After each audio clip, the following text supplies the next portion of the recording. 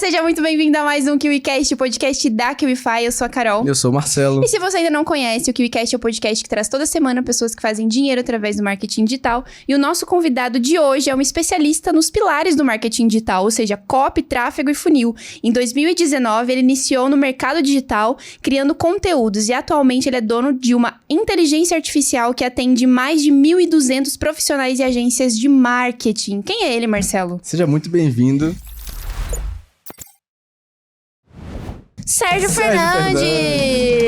Uhul! Muito obrigado pelo convite, pessoal. Satisfação demais estar aqui, né? Acostumado a ver lá os videozinhos no YouTube. Agora chegou a nossa vez, né? Então bora brilhar aqui. Bora soltar o máximo de conteúdo pra essa galera. Chegou a nossa vez de aprender com o Sérgio hoje. É verdade, também, chegou né? a nossa vez. Até porque, Então, cara, é muito legal receber uma pessoa que tem um business voltado pra inteligência artificial, que no momento é o que tá em alta. Sim. Então a gente tá super curioso pra te fazer várias perguntas sobre inteligência artificial, principalmente que é uma ferramenta voltada pro marketing. Mas antes, vamos conhecer um pouco da sua história. O que é que você fazia antes de conhecer o marketing digital e depois, quando você encontrou essa ferramenta? Cara, vamos lá. A história é longa, hein?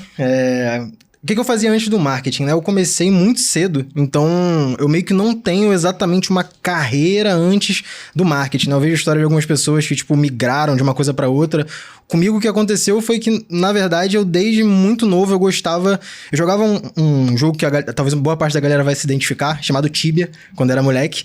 E na época tinha contas premium que as pessoas tinham que pagar pra jogar e eu não podia pagar. E aí eu descobri que tinha um negócio chamado Hot Server, que era um servidor que quem sabia programar fazia os próprios servidores e ele conseguia jogar e ter o que ele quisesse. Então eu falei, cara, vou aprender isso aqui. E aí eu comecei a estudar. Nesse meio que eu tava estudando por causa do Tibia, eu aprendi um pouco de programação, um pouco de design, porque tinha que fazer site, web design e tudo mais. E aí isso aí, cara, eu tinha talvez 12 pra 13 anos. Gostava, tipo, de ver isso. Fazia três coisas na minha vida, cara. Estudava, jogava bola e jogava Tibia. Então, não fazia mais nada. E aí tirava muito tempo pra isso. Comecei a desenvolver um pouco isso, né? Aprender mais o que precisava ali pra ter o servidor. E o que eu mais me identifiquei na época foi design. Então eu gostei muito de fazer site, de estruturar, de fazer, as pessoas entrarem em algo que eu construí. Então eu gostava daquilo ali, achava divertido. E até que um momento, quando eu tava ali por volta dos meus 15 para 16 anos, tava naquela época de querer ter dinheiro pra sair com os amigos. Eu era de classe média baixa, assim, não tinha tanta condição financeira. Meus amigos, eu estudava numa escola particular como bolsista, então meus amigos, eles acabavam tinham uma condição melhor do que a minha. Então a galera saía, tipo assim, vamos ali no McDonald's, não sei se tem problema falar marca aqui, mas vamos ali no McDonald's, vamos ali no cinema, e eu, cara, não dá pra fazer os dois, é um ou outro, e eu falava, cara, como é que eu faço grana? Isso desde novo, né? E aí eu via que na época, tinham muitas empresas que não tinham site ainda, não sabiam como as pessoas podiam encontrar elas online, então eu falei, cara, vou começar a oferecer isso. E o primeiro lugar que eu oferecia, assim, serviço, né, digamos assim, foi o lugar onde eu cortava cabelo com meu pai. E aí eu lembro que inclusive o dono desse salão, né, que hoje não existe mais, chama Thiago, ele me segue hoje, foi legal pra caramba quando ele mandou mensagem lá. Eu era bem moleque, cara, eu falei pra ele, eu sou designer, eu faço logotipo e site de empresa, se você tiver interesse, eu cobro, na época eu cobrava, sei lá, R$60, R$50. E aí ele topou, eu fiz um logo pra ele, tem um logo até hoje guardado lá, e eu lembro que ele estampou nas camisetas dos funcionários, depois quando eu ia lá com meu pai, tipo, eu falava, foi eu que fiz, tal, então era um motivo de orgulho ali pra mim. E aí, cara, desde lá eu comecei a trabalhar com design especificamente. E quando eu comecei a entregar site pros clientes, né, acontecia um negócio em comum com quase todos. Tipo, eu entregava o site e falava, tá, agora eu tenho o site, o que eu faço para as pessoas entrarem aqui no meu site? Eu não sabia responder. Eu falava, não sei, você me pediu o site, agora é com você.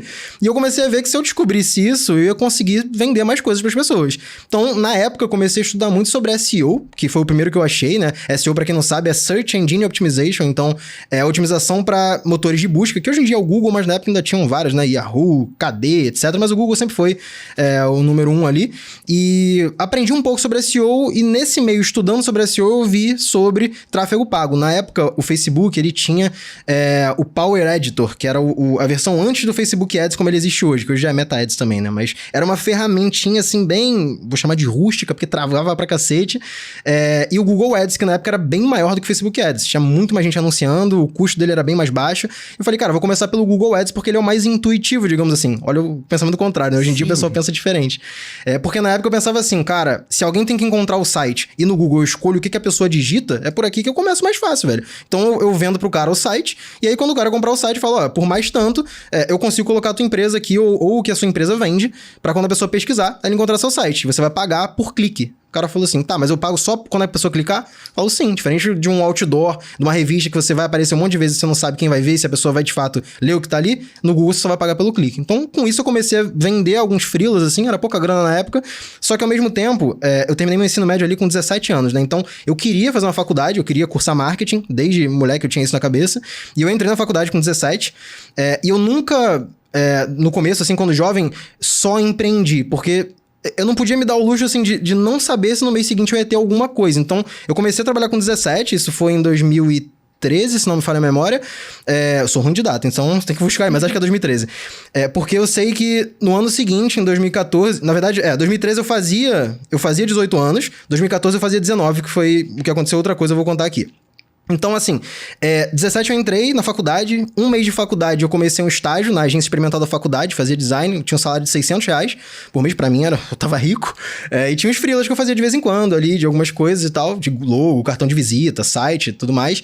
E, cara, eu trabalhei ali durante 6 meses, aí o meu salário aumentou pra 700, um grande aumento, e aí fiquei mais 6, na verdade fiquei mais 4 meses, quando eu tinha 10 meses eu tinha mandado o currículo pra uma outra empresa, que na época era um banco de imagens brasileiro, e eles precisavam de designers para editarem as fotos. Então, eles tinham fotos brasileiras e o trabalho era, tipo assim, pegar, por exemplo, a canequinha aqui da QIFI, eu tinha que tirar o logotipo e deixar a imagem natural. Eu tinha que manipular essas imagens para elas ficarem comerciais. Royalty free, que chamavam, né?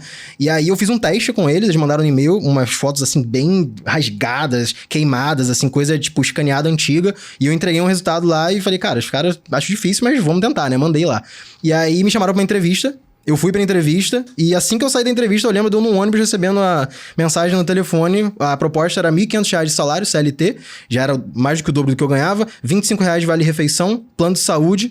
E aí, cara, eu mandei mensagem pro meu pai na hora, assim, falei, pai, cara, inacreditável, cara, eu vou topar e tal. Só que era num lugar que era muito longe da minha casa. Pra quem não é do Rio, vai conseguir pelos nomes, eu morava num bairro chamado Caxambi, que foi perto do Meier, ali na Zona Norte, subúrbio do Rio.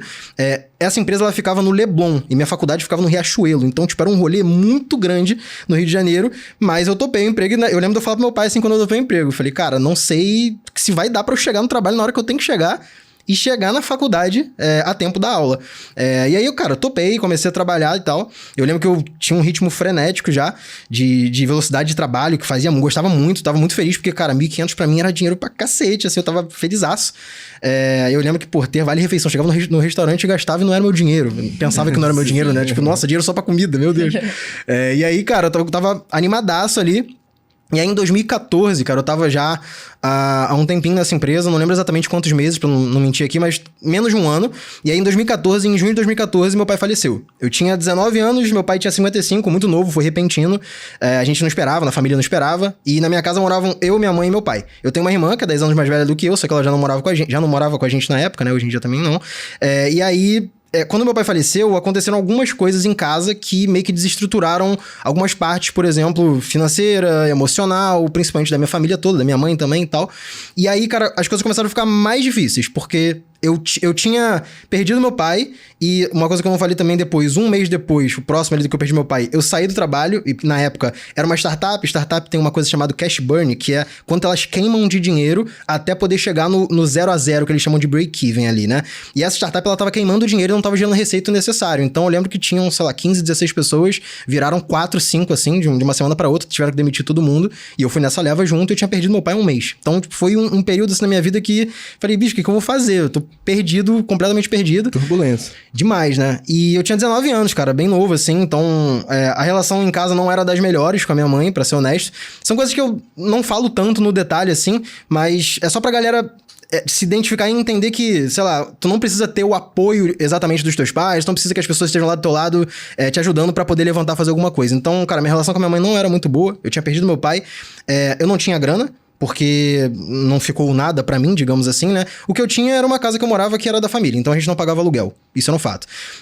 E aí, cara, eu continuei na faculdade. Minha faculdade, na época, a mensalidade custava próximo de, sei lá, R$500, alguma coisa assim. Meu pai deixou uma certa pensão pra minha mãe ali, aos trancos e barrancos, na relação com ela, eu consegui fazer com que terminasse de pagar a faculdade e tal.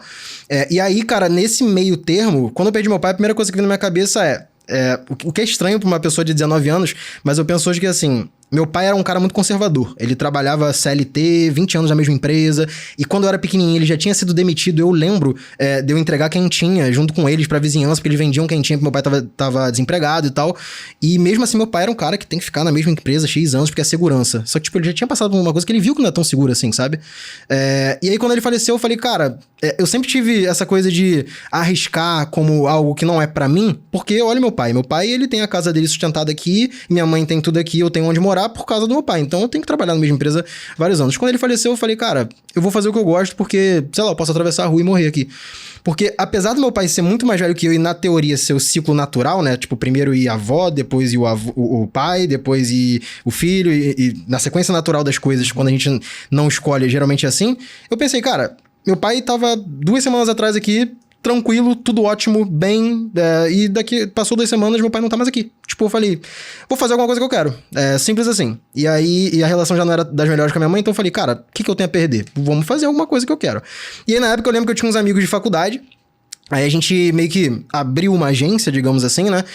E, cara, comecei na cara e na coragem a literalmente visitar pessoalmente clientes para oferecer serviços de marketing, serviços de criação de site, de anúncio online no Google e tudo mais. E aí a gente conseguiu alguns clientes, tomava 30 nãos para um sim. E quando era assim, era um serviço bem baratinho, mas, cara, a gente começou num porão da casa de um amigo que era perto da faculdade, tem até foto que eu posto de vez em quando lá no Instagram, o pessoal vê, cara, uma cadeira de boteco, assim. No Rio de Janeiro é bem fresquinho, né? 38, 40 graus. Não tinha ar-condicionado, tinha um ventilador para 3 pessoas na sala fechada. Tem a fotinha desse porão, eu guardo com carinho. E aí, que a gente passou um tempo nisso, né? Foi a minha primeira experiência empreendendo, assim. E na época eu comecei a seguir alguns caras do mercado, né? O Flávio Augusto é um cara que eu admirava muito na época. Eu conheci empreendedorismo por causa dele. Conrado Adolfo, Camila Porto, né? Érico Rocha. Então, na época eu fui vendo, assim, alguns caras que falavam de marketing digital. E eu comecei a me interessar primeiro por copyright. Quando eu já sabia sobre site, criação de site, design, mas eu não sabia a fundo sobre copyright, não sabia a fundo sobre funil, não sabia a fundo sobre essas técnicas de marketing que a galera falava mais a fundo, né? Eu tava acostumado a entregar serviço para clientes pequenos, locais, assim. Vende um site para escritório de advocacia, vende um logotipo para um salão de cabeleireiro e coisas assim. Então eu comecei a ler sobre... Na época não tinha tanto vídeo no YouTube desses caras, não existia mentoria, não tinha story no Instagram, não tinha nada disso. Então eu lia fóruns, tinha sites deles, existiam os próprios blogs, né? Não tinha podcast. Não tinha podcast, olha só. A vida dessas pessoas era muito mais difícil. Então eu comecei a consumir esses conteúdos e, cara, botei na cabeça que eu queria fazer isso. Então comecei a estudar muito copywriting, estudar muito funil, estudar muito tráfego, que na época não lembro nem se chamavam de tráfego, pra ser honesto, cara. Falavam de anúncios mesmo, anúncio online e tal. E aí essa minha mini agência com amigos da faculdade meio que quebrou. Só que em paralelo eu nunca parei a faculdade. E também não parei de trabalhar em um emprego formal em paralelo, sabe? Então, pra eu, de fato, largar o emprego foi muito mais à frente. Então, minha rotina, nesse tempo, era comum eu acordar, sei lá, 5 da manhã pra pegar o ônibus 6, chegar no trabalho 7 e pouca, aí ficava lá até o trabalho 4, 4 e meia, no máximo 5, chegava na faculdade pra aula ali umas 6 e pouca, aula tinha dia que ia até as 8, dia que ia até as 10, saía da faculdade, ia pra casa, chegava 11 horas, meia-noite, e ficava mais uma horinha ali no PC estudando alguma coisa. Então, essa rotina durou durante um bom tempo, né? E aí, cara, depois disso eu fui evoluindo até pensar em montar alguma coisa. A segunda ideia de empresa, não sei se eu tô falando demais, se deixarem eu vou pra sempre aqui, tô tranquilo. É saber da sua história então, mesmo. Beleza. A segunda ideia de empresa foi uma startup que depois dessa mini agência... Tinha um negócio na época chamado Patreon, que eu acho que é uma empresa que existe até hoje, na real. Não tinha essas coisas hoje em dia que existem no YouTube de seja membro, aquelas coisas de você pagar uma mensalidade pra ter acesso a um conteúdo, não era comum. Teve uma época que o pessoal fez close friends de conteúdo no digital. Então, começaram a surgir recentemente, né, 2019, 20 em diante, soluções que as pessoas pagavam pra consumir algum conteúdo. Naquela época não era comum. E tinha muito youtuber, né, que fazia um conteúdo no YouTube, tinha bastante audiência, mas ele ganhava quase nada de AdSense. Então, eles falavam assim, gente, pô, pra continuar produzindo conteúdo aqui, para ter uma qualidade legal de imagem, para eu ter ânimo também de continuar, porque, pô, isso aqui é um trabalho, eu tô lançando aqui o Patreon para vocês assinarem aqui, e era um donate que eles chamavam lá, para você dar o valor que você quisesse mensalmente para ajudar a produção do canal. E eu vi esse site fazendo isso, só tinha em dólar e em cartão internacional, e tinha youtubers que eu seguia, que eu gostava deles, e falava, cara, não dá pra eu ajudar porque eu não tenho cartão internacional e, pô, ajudar com $5 em real já era caro. Então, falei, cara, eu podia ajudar com R$5, já que eu não tenho, não vou ajudar. E aí eu comecei a pensar sobre, e falei com um amigo na época, falei, cara, vamos tentar fazer uma startup de Que loucura, né? Tipo, vamos fazer uma startup, como se fosse assim, fazer uma startup. Mas aí a gente falou, cara, vamos começar a listar uns canais, mapear uma galera pra poder abordar, perguntar se eles gostariam de uma solução que fosse em real, que aceitasse boleto bancário, que as pessoas não tinham cartão pra pagar, que fosse em português e tal. E, cara, a gente começou a entrar em contato com um monte de youtuber na época. Tem até vídeo dessa... Eu tenho um pouquinho de vergonha ali dessa entrevista que eu dei, mas tem um vídeo da Bepartos, que era o nome da empresa, num evento chamado Filmicon, em 2016, se eu não me engano. 16 ou 17. Eu fui nesse evento, tava com um dos meus sócios, e aí eu dou uma entrevista falando sobre a Bepartos na época. E aí, cara, a Bepartos, ela basicamente era uma empresa... E olha que ideia ruim de nome, porque era Bepartos, porque era Be Part of Us. Seja parte de nós. Então, tipo... É terrível, né? Podemos ser sinceros. E aí, eu dei entrevista sobre isso, peguei vários produtores ali pra explicar sobre a Bepartos e tal. E aí, cara, a gente começou a fazer uma lista, tinha um software, e aí eu cometi meu primeiro erro como empresário, não ter um programador como sócio. E não ter dinheiro também, ou seja, se não tem nem dinheiro, nem programador como sócio, você não vai conseguir fazer uma startup, meu amigo. É uma péssima notícia. Então... Eu comecei a trabalhar ali, a gente pegava alguns freelancers, né? Tipo, um freelancer pra fazer o nosso site, outro freelancer pra fazer a parte interna do aplicativo, o outro pra fazer a parte visual. E aí, cara, a gente começou a transacionar ali valores pequenininhos pra alguns canais que estavam cadastrados. O inscrito dele queria ajudar com R$3, R$10, R$5 e tal. E não tinha muita solução de gateway de pagamento na época pra isso. Não tinha muita facilidade e gente apta a fazer essa integração, porque era um tipo diferente de cobrança, né? Porque não era nem uma assinatura comum e nem uma compra única. Era um marketplace recorrente, porque tinham vários produtores e vários assinantes que podiam, o mesmo assinante, ajudar vários produtores de forma mensal. Então é muito complexo. Na época não era simples fazer isso. Então imagina, né, como a gente bateu cabeça pra fazer o negócio funcionar. Não deu certo, obviamente, mas foi uma boa experiência durante um tempo ali que a gente aprendeu lidando com programadores, com freelancers, abordando gente pra poder vender a ideia e tal. E essa foi a segunda ideia fracassada de negócio, mas que foi uma boa faculdade ali. E aí, cara, a terceira já foi uma agência que eu comecei a atender clientes já com um pouco mais de bagagem, já estava terminando a faculdade ali, entrando no MBA, atendendo clientes um pouquinho maiores, cobrando um pouco mais pelo trabalho, já tendo quebrado uma agência, entendido os erros comuns, com um pouco do aprendizado também da Bepartos de entender tipo, o que dava para fazer, o que não dava, dar um passo maior que a perna. Então, foi um pouco menos difícil fazer isso, né?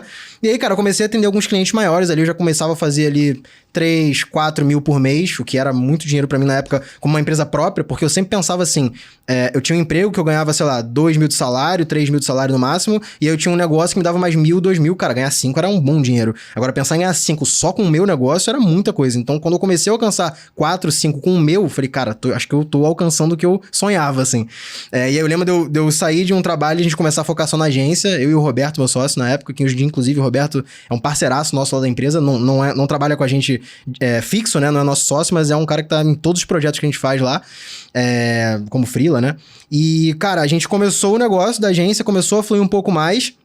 Aí, cara, nesse meio termo, eu tava terminando a faculdade, tava entrando no MBA ali, e eu lembro que as pessoas, na época eu era um cara novo, e eu tinha um carrinho legal na época, porque eu já tinha comprado um Honda Civic 2007, né, porque era aquele primeiro Honda Civic baixinho, assim, que tinha um painel digital e tal, eu era doido naquele carro, já tava há alguns meses ali com a agência Nubank, cara, me tirei dinheiro não sei da onde, porque eu tinha cara, eu pegava ônibus desde, sei lá, 14, 15 anos, que eu estudava, na época da escola, no ensino médio, eu pegava ônibus pra Copacabana, que era mais ou menos 1 hora de ônibus, assim, 457 lá, um calor infernal. Eu falava pra mim, cara, eu vou comprar um carro.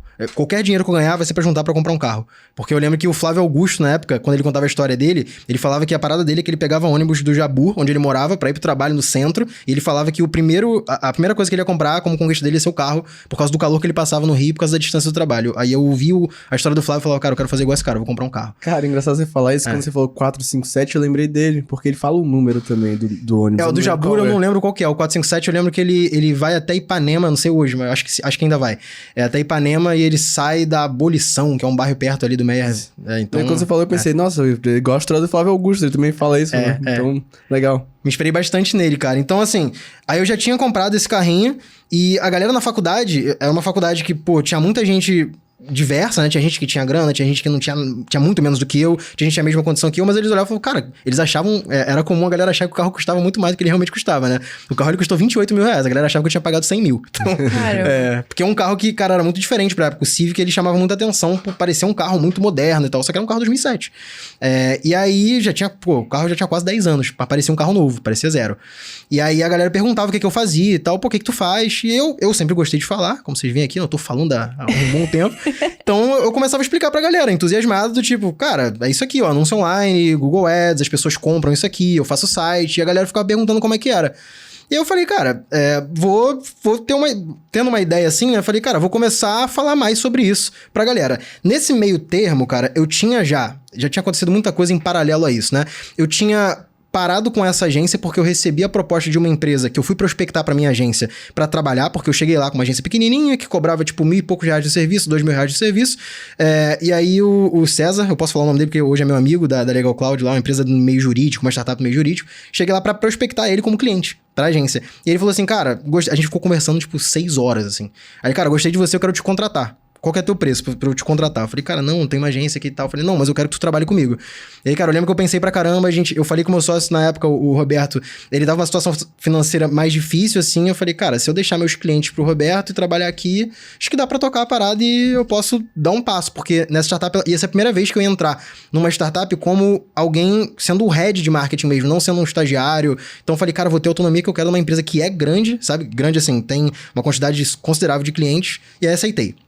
Aí fiquei na Legal Cloud 1 ano, e quando eu saí da Legal Cloud, cara, é muita coisa pra lembrar, em paralelo. Quando eu saí da Legal Cloud, isso aí foi mais ou menos em 2018, de novo, eu fui demitido por conta de cash burn. Aí foi o segundo episódio da minha vida que eu fui demitido fazendo um bom trabalho, e quando eu digo fazendo um bom trabalho, parece, tipo, que eu tô metido, né? Tipo, não, eu sou muito bom. Na real, cara, os números de alguém que trabalha com marketing é um resultado que gera pra empresa. Eu entrei na empresa faturando um valor que isso eu não posso abrir, mas eu saí dela faturando 4 vezes aquilo. Só que eu era o salário mais alto da empresa, porque eu tinha feito um trato com o César que eu falei, cara, pra morar sozinho, eu era doido pra ir morar sozinho, né? Porque lembra que eu falei que a relação com minha mãe não era tão boa. Então eu falei, cara, eu topei justamente esse trabalho de trabalhar na Legal Cloud pra agilizar o fato de eu fazer mais grana pra ir morar sozinho. Então eu falei, César, meu objetivo é ganhar X. Esse X era 4.200, 4.000 de salário que eu tinha pedido a ele. Ele me deu 4.000, eu tinha pedido 4.200. Eu falei, cara, com mais uns freelas, 4.500 dá pra morar sozinho. E aí a gente chegou num trato, ele chegou nesse valor no momento, me mudei. Meu primeiro apartamento no Caxambi mesmo, eu lembro que eu pagava R$1.200 de aluguel e condomínio já junto. Tinha alguns custos fixos ali, mas não tão altos. E eu lembro que eu tenho essa planilha até hoje, na real. Eu gastava, sei lá, 3.700 e eu ganhava 4 fixo. E tinha uns filhos de vez em quando que entravam. Tinha um dia de eu pegar o café na Starbucks. Tinha o dia que eu mapeava o bombonzinho lá da loja de chocolate que eu podia comprar. O dia que eu pedi o crepe de noite, que eu me amarrava em crepe de frango, velho. Até hoje eu gosto dessa parada. E aí tinha lá tudo anotadinho, cara. E eu lembro que na época eu fui demitido, um mês depois de ter me mudado, porque o César falou, cara, a gente tá queimando caixa aqui, o investidor botou uma pressão, você é o salário mais alto da empresa, não tem como te manter, e eu lembro dele, tipo, mal fazendo isso, né? Igual como foi com o Luca, que foi meu primeiro chefe lá, também me demitiu sem querer demitir, junto com uma boa parte da equipe. E aí, cara, foi um semi-desespero, assim, em 2018, comecei a procurar coisa, assim, falei, cara, não tem com quem falar. O Luca, ele tinha sido meu primeiro chefe nessa empresa do banco de imagens que eu trabalhei.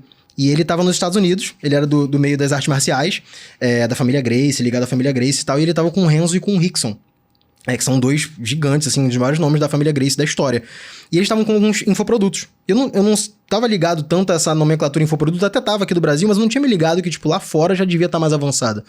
E eu lembro, o Luca era dono desse banco de imagens, já tinha fechado a empresa, tava lá fora, e, cara, isso aí já tinha passado alguns anos, né? Não lembro exatamente quantos anos, mas tinham passado alguns. E aí eu mandei mensagem pro Luca, falei, Luca, ó, tava trabalhando com o César, só que quando eu trabalhei com o Luca, eu era designer e eu tinha 17 anos, velho. Tipo, 17 pra 18. Na verdade, foi 18 pra 19, eu saí de lá quando eu tinha 19.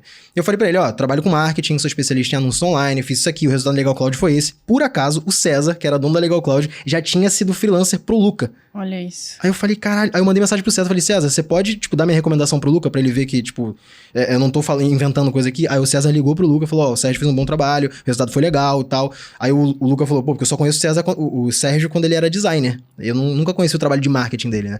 E aí o César me recomendou, e o Luca é um cara, tipo, meio durão. Ele é um cara que eu nunca vou esquecer na minha vida, vocês vão entender por quê. O Luca, ele é das artes marciais, é aquele cara mais turrão, sabe? Tipo, não vai, tipo, dar muita bola, tá sempre serião e tal, mas ele tem um coração gigantesco, velho. E aí eu lembro de eu falar pra ele assim, Luca, eu não sei como é que eu vou pagar meu aluguel do mês que vem, eu não tenho dinheiro pro aluguel. Eu não sei o que eu vou fazer ainda. Mas se você me der uma oportunidade de trabalhar aí com você, cara, eu faço o que você precisar. Qualquer coisa. Eu faço marketing. Se você quiser que eu faça design de novo, eu faço, irmão. Plantar bananeira, eu vou dar meu jeito. Tem como trabalhar contigo? Eu lembro da resposta dele. Ele falou assim, cara, não tô precisando não, mas tu tá com vontade, pode entrar aí que eu te dou o variável. Se você não gerar resultado, não tem nada. Eu falei, topo, beleza, vambora. Legal.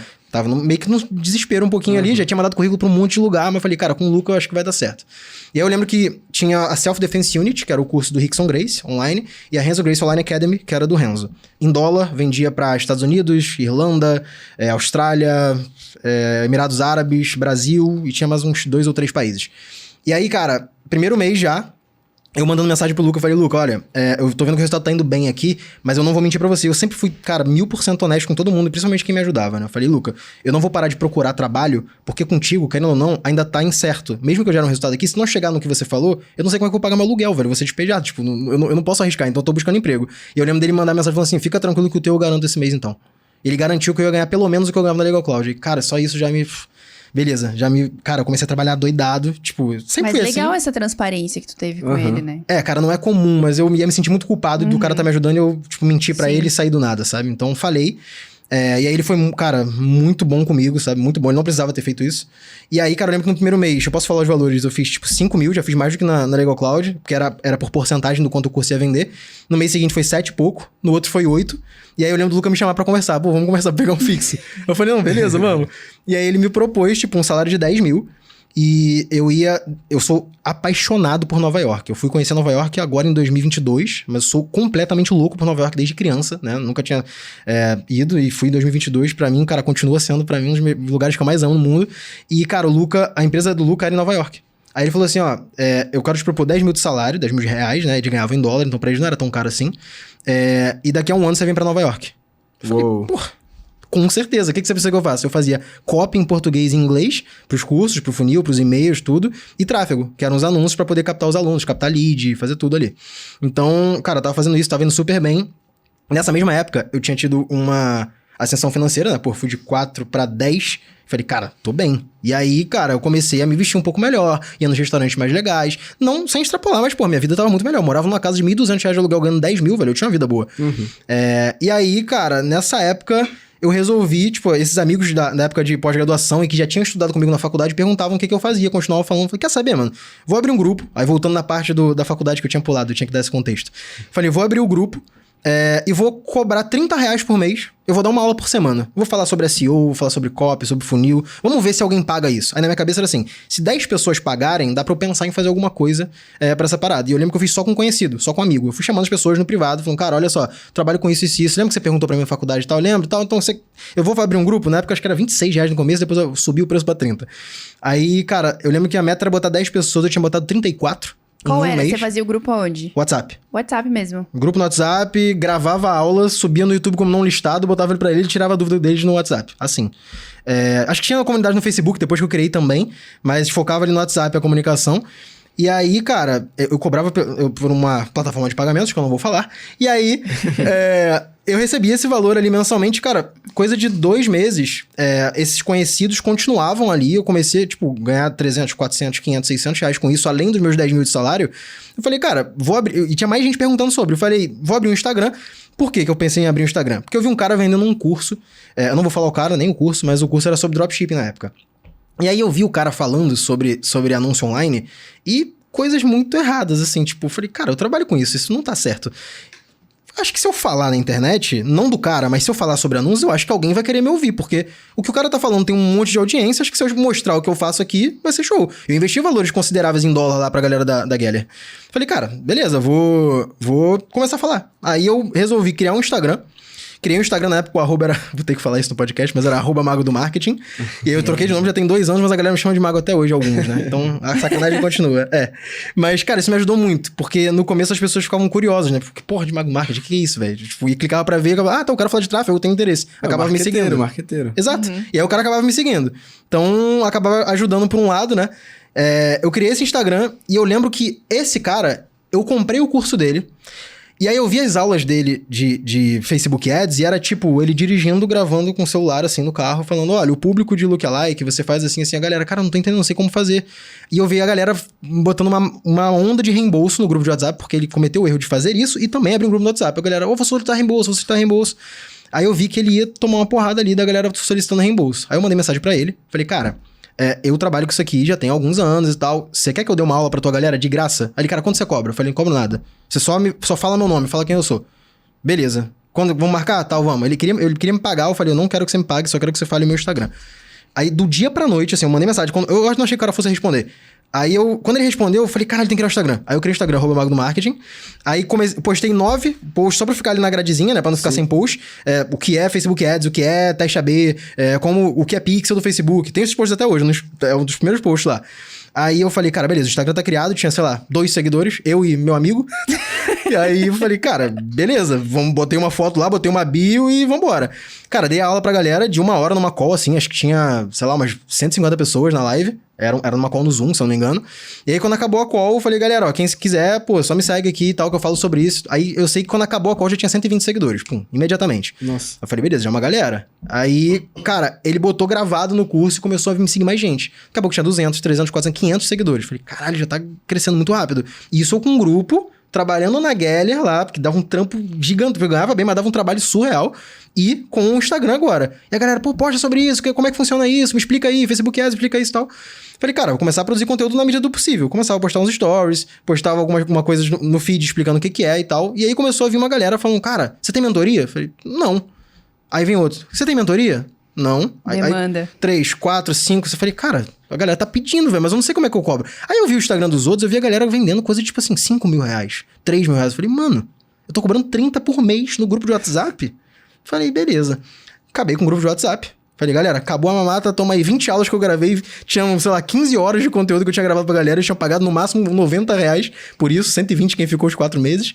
Falei, cara, agora eu vou focar no Instagram e vou tentar vender alguma coisa. Cara, isso aí já era 2019. E eu comecei, cara, a produzir conteúdo. A galera eu fiquei pouquinho tempo. Eu fiquei, se não me engano, 4 ou 5 meses no total. E aí, cara, quando eu comecei a produzir conteúdo e ver essa demanda, eu falei, cara, vou tentar. E eu lembro que eu mandei mensagem pro Roberto, que é esse meu amigo que foi meu sócio na agência, na segunda. E eu falei, Roberto, eu acho que eu vou vender mentoria aqui, mas eu acho que vai entrar 1 ou 2. Aí pra não ficar chato, tipo, entra também, que aí pelo menos tem 3 pessoas e tal, tu faz pergunta. Aí ele, não, beleza, pode deixar. Aí eu lembro que eu abri a mentoria, entraram, tipo, 24 pessoas, eu fiz, sei lá, na época, 26 mil reais, alguma coisa assim, um carrinho aberto de 3 dias no orgânico sem ads, só no meu story. Aí eu, caralho, nunca tinha visto esse dinheiro na vida. E na época eu usava o PagSeguro, lá entrou lá, ficou preso o dinheiro, demorava um tempo pra sacar, acho que eu dei mais 15, se não me engano. E aí, cara, eu dei mais 30, alguma coisa assim. Falei, cara, esse dinheiro eu só vou ver daqui a 30 dias. Mas é muito dinheiro, velho. Eu nunca tinha visto isso. E eu lembro da galera começar a sugar. Tipo assim, não, beleza, paguei, agora me ensina isso aqui, me ensina isso aqui, me ensina isso aqui. Começou a tomar meu tempo, eu não tava conseguindo mais dar conta na Geller. Aí eu pensei, cara, o Luca acabou de me salvar de uma pós-demissão ferrado que eu tava há uns meses atrás. Não tinha uma vaga. E agora, se eu pedir demissão, eu vou ser um babaca com ele. Porque, tipo, o cara me ajudou, eu ajudei ele ali, óbvio, o negócio dele cresceu, eu fui bem, mas de qualquer forma, se eu sair agora, eu vou deixar ele na mão. E agora, mano? Nossa, que dilema, meu. E aí eu falei, cara, terceira tentativa de empreendedorismo que eu tenho. E junto com a galera pedindo mentoria, vinha também clientes querendo, tipo, ser atendidos. Então, tipo, tu faz tráfego também pra empresa? Falei, cara, se eu abrir a empresa agora, acho que eu vou conseguir fazer o que eu queria, o que eu tô tentando há muitos anos, sabe? E o Luca, cara, eu falei, meu Deus, velho, o que eu faço? E eu tentei durante 1 semana, 2, 3, falei, cara, eu tava trabalhando. Tipo, hoje eu trabalho muito acima da média em relação a horas da galera que eu conheço, pelo menos meus amigos, eu trabalho, tipo, 12 a 14 horas por dia, tranquilo, todo dia, porque eu me amarro muito no meu trabalho, óbvio que tem um certo equilíbrio às vezes, mas eu acredito que eu trabalho mais do que boa parte da galera em relação a horas ali. Mas nessa época, cara, era tipo assim, 16 horas, eu não dormia, 18 horas de trabalho. Falei, mano, não vai dar. Eu tinha dor de cabeça todo dia, eu tava ferrado, falei, cara, não vai dar. E eu lembro de eu me sentir super culpado, mas, tipo, pedi uma call com o Luca na época, né? O Luca tava nos Estados Unidos, lá, a empresa era lá.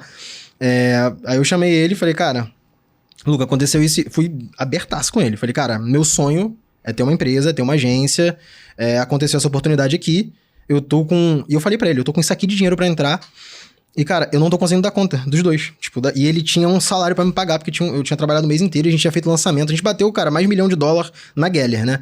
Então, dos cursos do Rickson e tal.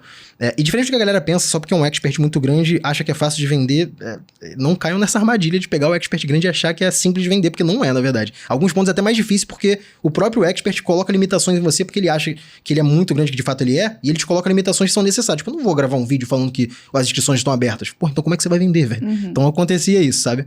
E eu lembro de eu falar pro Luca, eu falei, cara, o que eu posso fazer é tentar te ajudar a achar alguém durante um tempo, não me paga o salário desse mês, eu abri mão do salário, tipo, era 10 mil e era muito dinheiro, só que, pô, como eu tava ganhando bem alguns meses, eu já tinha um dinheiro guardado, nem ia ficar sem pagar minhas contas e tal. Falei, cara, não me paga esse salário por gratidão, mas eu não posso deixar passar essa oportunidade.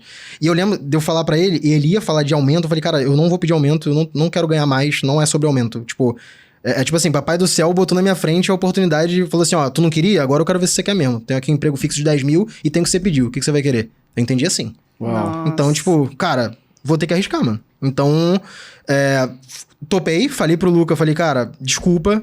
Eu pedi demissão quase chorando, mano. Tipo, eu tava me sentindo muito culpado, muito culpado. Só que eu acho que ele entendeu, no fundo, sabe? Ele também é empreendedor, ele sabe o que é aquilo ali. E aí, falei, cara, vou ter que ir, te ajudo a achar alguém, se quiser que eu entreviste alguém, que eu faça algumas coisas aqui no meio do caminho, se tiver precisando de ajuda, conta comigo, eu só não vou conseguir mais tocar como tá, porque eu tenho que focar no meu sonho. E aí, cara, isso foi em 2019, saí de lá, comecei a trabalhar com a minha agência e com os infoprodutos e, cara, dali pra frente, minha vida financeira foi absurdo. Foi tipo... O meu pai, na vida, nunca ganhou mais do que 6 mil de salário. E tinha minha mãe, eu, minha irmã, que ele ajudava, e ele ia a casa pra sustentar. Tipo, eu ia ganhar, sei lá, 30, 40, 50 mil mês. Com, sei lá, eu tava com 24, 23, não sei. Então, 20 e poucos anos, sabe? Então, novo. E aí eu falei, cara, eu não sei lidar com isso, mas eu sei que eu tenho que ir com cuidado. E aí, cara, na época eu lembro de muita coisa mudar. Uma das maiores dificuldades ali também foi questão de amizades, companhias. A galera fala muito de networking e tal. Eu não era muito ligado nessas coisas porque eu sempre fui uma pessoa de pouco filtro, digamos assim, porque eu confiava muito em todo mundo. Então eu sempre tive essa facilidade de fazer amizade, conversar. Daqui a pouco eu tô sentado aí com você tomando um café, eu tô falando, pô, lá na empresa, não sei o que lá, eu falo de número. Depois que eu fui me ligar com o tempo, com a maturidade, que, cara, tu não pode fazer isso com qualquer um. E nem sempre as tuas amizades do começo vão ser as que vão se manter no final, né? Aí, cara, nesse período mais difícil pra mim foi separar as coisas, porque vi amigo meu vendo meu Instagram falando, pô, o Sérgio tá rico, né? Ah, mas tá rico também porque deu sorte no Instagram. Aí do nada o cara estourou. Então, tipo, eu ouvindo essas coisas de gente que era próxima minha, sabe? Então, foi começando a conciliar. Sim. Era a parte mais difícil, mas sendo um pouco babaca, né? Mas depois que você vai ficando maduro, cara, tuas contas estão pagas, quem tá ganhando dinheiro é você e o que os outros falam... Não interessa. É isso. Entendeu? Mas assim, quando você abriu mão do emprego lá na Geller, Geller, né? Geller, isso. Você começou a dar mentorias pra galera que tava chegando Sim. daquele curso que você deu a aula e tal. E os principais assuntos que você tratava ali com essa galera era sobre gestão de tráfego? Era sobre exatamente o que eu fazia na Geller. A galera perguntava sobre Facebook Ads, sobre Google Ads, sobre e-mail marketing, sobre funil, sobre growth. Então, tudo que eu fazia lá no dia a dia, que pra mim era comum no meu emprego, essa galera queria entrar no mercado porque muitos queriam ir pro dropshipping, outros queriam ir pra mercados de afiliados, outros queriam fazer lançamento. Só que todos precisavam de tráfego, funil, growth, que tinham que entender sobre isso. E aí, eu já fazia isso no dia a dia e não sabia que tinha uma demanda latente tão grande. Então, eu ensinava sobre isso. Legal. E como é que você pivotou? Eu tô curiosa. Como é que Boa. você pivotou de... Porque você por ter tido muita experiência com os 3 pilares, né? Sim. Copy, tráfego e funil. Como é que você pivotou disso tudo pra uma inteligência artificial? Boa. Tá, a jornada é legal. Por que eu pivotei? Vamos começar no começo. Eu comecei com os infoprodutos e em paralelo tinha agência. Então, eu atendia clientes prestando serviço e tinham pessoas que compravam meus cursos. Depois de um tempo, eu parei com mentoria. Mentoria era ao vivo, call, é um trabalho um pouco diferente. Eu comecei a trabalhar mais com cursos. E aí, cara, mesmo tendo muito aluno nos cursos, cara, teve curso meu na pandemia que, cara, foi absurdo, assim. Papo de ter 2, 3 mil alunos na pandemia. E eu não tinha tido isso antes, porque na pandemia gerou uma demanda surreal de gente precisando fazer grana com digital, né? E aí, depois de um tempo, cara, eu comecei a atender clientes maiores, assim. Então, tipo, eu comecei a atender Americanas, na época que não tava passando por problema que tá passando agora. Mormai, Conta Simples, Melissa, então, Wolf Maia, Web Diet. Então, empresas grandes. E isso começava a me sugar um tempo muito maior do que os infoprodutos. E, honestamente, assim, o infoproduto é legal, eu gosto e ainda tenho. Ainda trabalho com infoproduto. Só que o que eu ensinava era o que eu fazia. Ainda é. Então, eu não consigo me ver, tipo, tendo um treinamento lançamento ensinando uma coisa que eu não tô fazendo. Então eu não posso ensinar dropshipping se eu não tenho uma loja. Se eu não tive, pelo menos. Então eu via que se eu continuasse ensinando a galera a ter uma agência, a trabalhar com gestão de tráfego sem ter uma agência, eu ia estar fazendo alguma coisa de errado, tá desatualizado. Então a agência começou a tomar um tempo muito maior, começou a me gerar um retorno financeiro melhor, porque eram clientes maiores, uma equipe maior, a gente tem um escritório físico lá no Rio de Janeiro.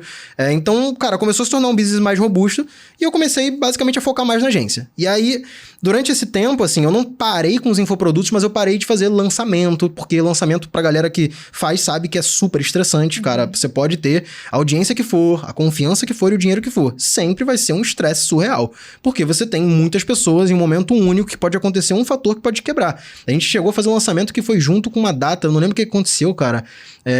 Super Bowl, alguma coisa, algum feriado emendado junto com o Super Bowl, e aí a galera, tipo, não tava vendo, aí quando a galera foi vendo, já tinha passado ao vivo. Tem pequenos detalhezinhos no lançamento, cara, que se tu errar, acabou todo o teu planejamento, sabe? Então eu não curtia muito o lançamento. E aí eu comecei a olhar mais pro perpétuo, tocar mais ali funil e tal. Legal.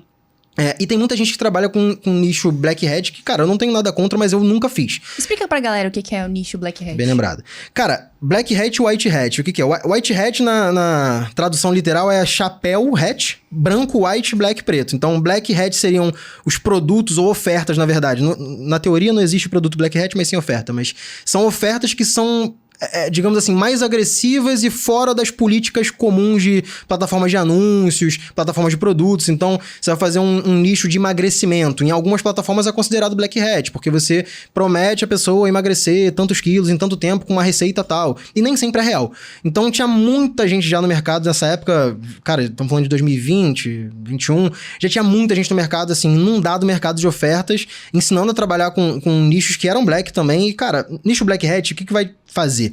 Ele vende, de fato, sim, muito, só que ele vai te dar outras dores de cabeça diferentes do que você tem de White Hat. White Hat você tem dor de cabeça com o teu CPA, teu custo de aquisição ali, quanto você vai gastar para vender cada produto. O Black Hat, teu CPA quase sempre, se a oferta estiver boa, vai ser baixíssimo, tu vai gastar pouco para vender. Só que você vai ter dor de cabeça com bloqueio de conta de Facebook, contingência, vai ter que ficar criando contas atrás de contas, vai ter taxa de reembolso alta, cliente reclamando que o produto não é bom, que na maioria das vezes realmente não é. Então... você escolhe o teu problema, cara. Quando você empreende, tu escolhe a dor que você quer resolver e o calo que você quer ter. Sim. Eu escolhi não ter esse. Então, eu preferi trabalhar com serviços, com agência, e meu produto que era o White Hat. Sempre foi, nunca fiz oferta mirabolante, você vai ficar rico. Não curto muito. Então, eu sempre foquei nesse ponto.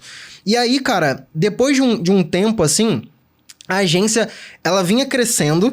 E eu fui vendo algumas dores de quem tinha agências maiores, né? Então, tipo, produtividade, a qualidade do conteúdo que era gerado pelo meu time, mesmo contratando alguém bom, cara, demora um tempo pra ser treinado. Às vezes eu não tenho braço suficiente pra atender quantos clientes eu gostaria. Então, por exemplo, minha agência fatura 200 mil e eu tenho, sei lá, 12 funcionários. Dependendo do quanto eu tenho de folha salarial, se eu quiser ganhar mais dinheiro, passar pra 300, 400, eu não vou pular de 12 pra 15, eu vou ter que pular de 12 pra 20. Então, o custo fica muito alto. Então, como é que eu melhorava isso? E eu lembro que na época, cara, eu tava conversando com um camarada que tinha sido aluno meu nessa época das mentorias, que foi o Felipe, e eu descobri que ele era programador. E, cara, ele, por algum papo, a gente participava de um grupo em comum, de um mastermind, assim, né?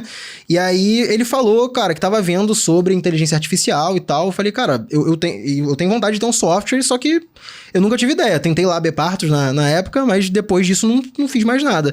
Bom, vamos bater um papo. Aí marquei uma call com ele, cara, conversando, ele me mostrou inteligência artificial na época, o GPT, 1 ano e meio antes desse hype que tá tendo agora. E eu vi e fiquei, cara, tipo, o que as pessoas estão tendo agora, tipo, meu Deus, o que é isso? Eu tive há 1 ano e meio atrás quando eu vi isso. Falei, cara, a gente tem que fazer um produto em cima disso. Não infoproduto, vamos construir um software pra ajudar a galera a usar. E aí o Felipe, cara, meu sócio é muito foda, ele é mestre em ciência da computação na USP, é um cara, assim, crânio, gênio mesmo, e eu sou o vendedor, o papagaio aqui que vende a parada, né? Então, cara, juntou duas pessoas que são complementares, ele é um cara mais introspectivo, que desenvolve ali, eu sou o cara mais extrovertido, que tá falando com as pessoas, fazendo conexão, e aí, cara, falei, vamos começar a tocar isso aí em paralelo com as nossas coisas, ele com o business dele, eu com o meu, vamos tocar. Começamos a tocar, passou 3, 4 meses, já tinha um começo de produto ali. Cara, eu já palestrava em alguns eventos do mercado digital, eu tenho muitos amigos do meio, então falei, cara, deixa eu aproveitar isso pra ver se a galera curte, boto pra usar na mão deles e eles indicam pros alunos primeiro. Aí chamava, cara, 2, 3, 4, 5 amigos e falava em palestra minha do software, falando, cara, ó, testa aí, gostou? Mostra pro teu aluno. Aí, tipo, eu ia dar uma palestra, tinha um cara que ia palestrar, mostrava pra ele no celular, o cara ficava, não, que isso, velho? Eu falei, cara, mostra pros seus alunos aí, ver se eles gostam. E aí eu comecei a meio que botar a galera pra falar sobre, eu consegui um caminhão de gente pra dentro e, cara, o caminhão de gente trouxe 15 caminhões de bug e de erro ao mesmo tempo. Então, tipo, foi assim, 2.000, 3.000 pessoas, assim, de uma hora pra outra. A gente tinha um trial, que a conversão foi baixíssima, cara, quebrou um monte de coisa, um monte de bug. O Felipe tava desesperado, tipo, para de falar as pessoas entrarem, para que não tá dando. Aí a gente meio que parou, identificamos quais bugs que tinham, começamos a melhorar o produto, até chegar no momento, cara, que a Copybase, ela se chamava Aison antes, né? A gente trocou de nome, acho que foi em maio ou junho do ano passado, 2022. E aí a gente, cara, começou a focar no produto, né? Na Copybase, menos do que a gente tava focando nas outras empresas pra ver se essa parada ia vingar. Porque eu sempre pensei que ter um SaaS, pra galera que não sabe, é SaaS, é Software as a Service, é um software, um programa, né? Como serviço, as a service. Então a galera paga uma mensalidade pra poder usar. Tipo a galera que usa Spotify, você paga por mês, Netflix. Então isso tudo é SaaS. Então eu sempre quis ter um SaaS pela escalabilidade que isso tinha e por gostar, porque tem um cara chamado Russell Brunson, a galera aqui deve falar bastante dele, talvez. E ele fala muito sobre funil, ele faz isso com a ClickFunnels, que é a ferramenta dele lá, que tipo, ele tem os infoprodutos dele, mas na verdade são funis pra galera usar a ferramenta dele, que é o que é mais lucrativo de fato e constrói o equity, que é o que quanto a empresa vale, não é só o que ela fatura, né? Então, falei, cara, queria construir alguma coisa focada em equity ali também, que tem uma recorrência de compra, né? Cara, a gente começou com a Copybase, começamos a rampar ali em junho de 2022, julho em diante, e cara, de junho e julho até fevereiro de 2023, a gente teve, tipo, 550% de crescimento de receita. A empresa cresceu pra cacete. Eu resolvi juntar as minhas empresas na Copybase, dei all-in na parada. Hoje, cara, a empresa tá com 15 pessoas. Talvez quando sair esse podcast esteja com mais, estamos crescendo bem rápido. E, cara, estamos crescendo muito rápido, tanto em receita quanto em mercado. E, em paralelo a isso, sorte ou azar, aconteceu o boom do ChatGPT em janeiro de 2023. E a gente já tava com a Copybase há um ano, praticamente. Então, cara, uniu o útil ao agradável. Pra gente foi bom. Trouxe pontos positivos e negativos. Como positivo, eu tinha que quebrar a objeção da pessoa assim, cara, não tem um texto pré-pronto aqui pra você. Isso aqui tá sendo criado do zero mesmo. A pessoa não acreditava. Falava, cara, isso aí tem uma base de textos que você tá pegando e eu tô plagiando outra pessoa. Eu falava, não é. Hoje em dia eu não preciso mais fazer isso. A galera já sabe o que é AI. Só que em contrapartida, a galera compara com o ChatGPT antes de ver meu produto.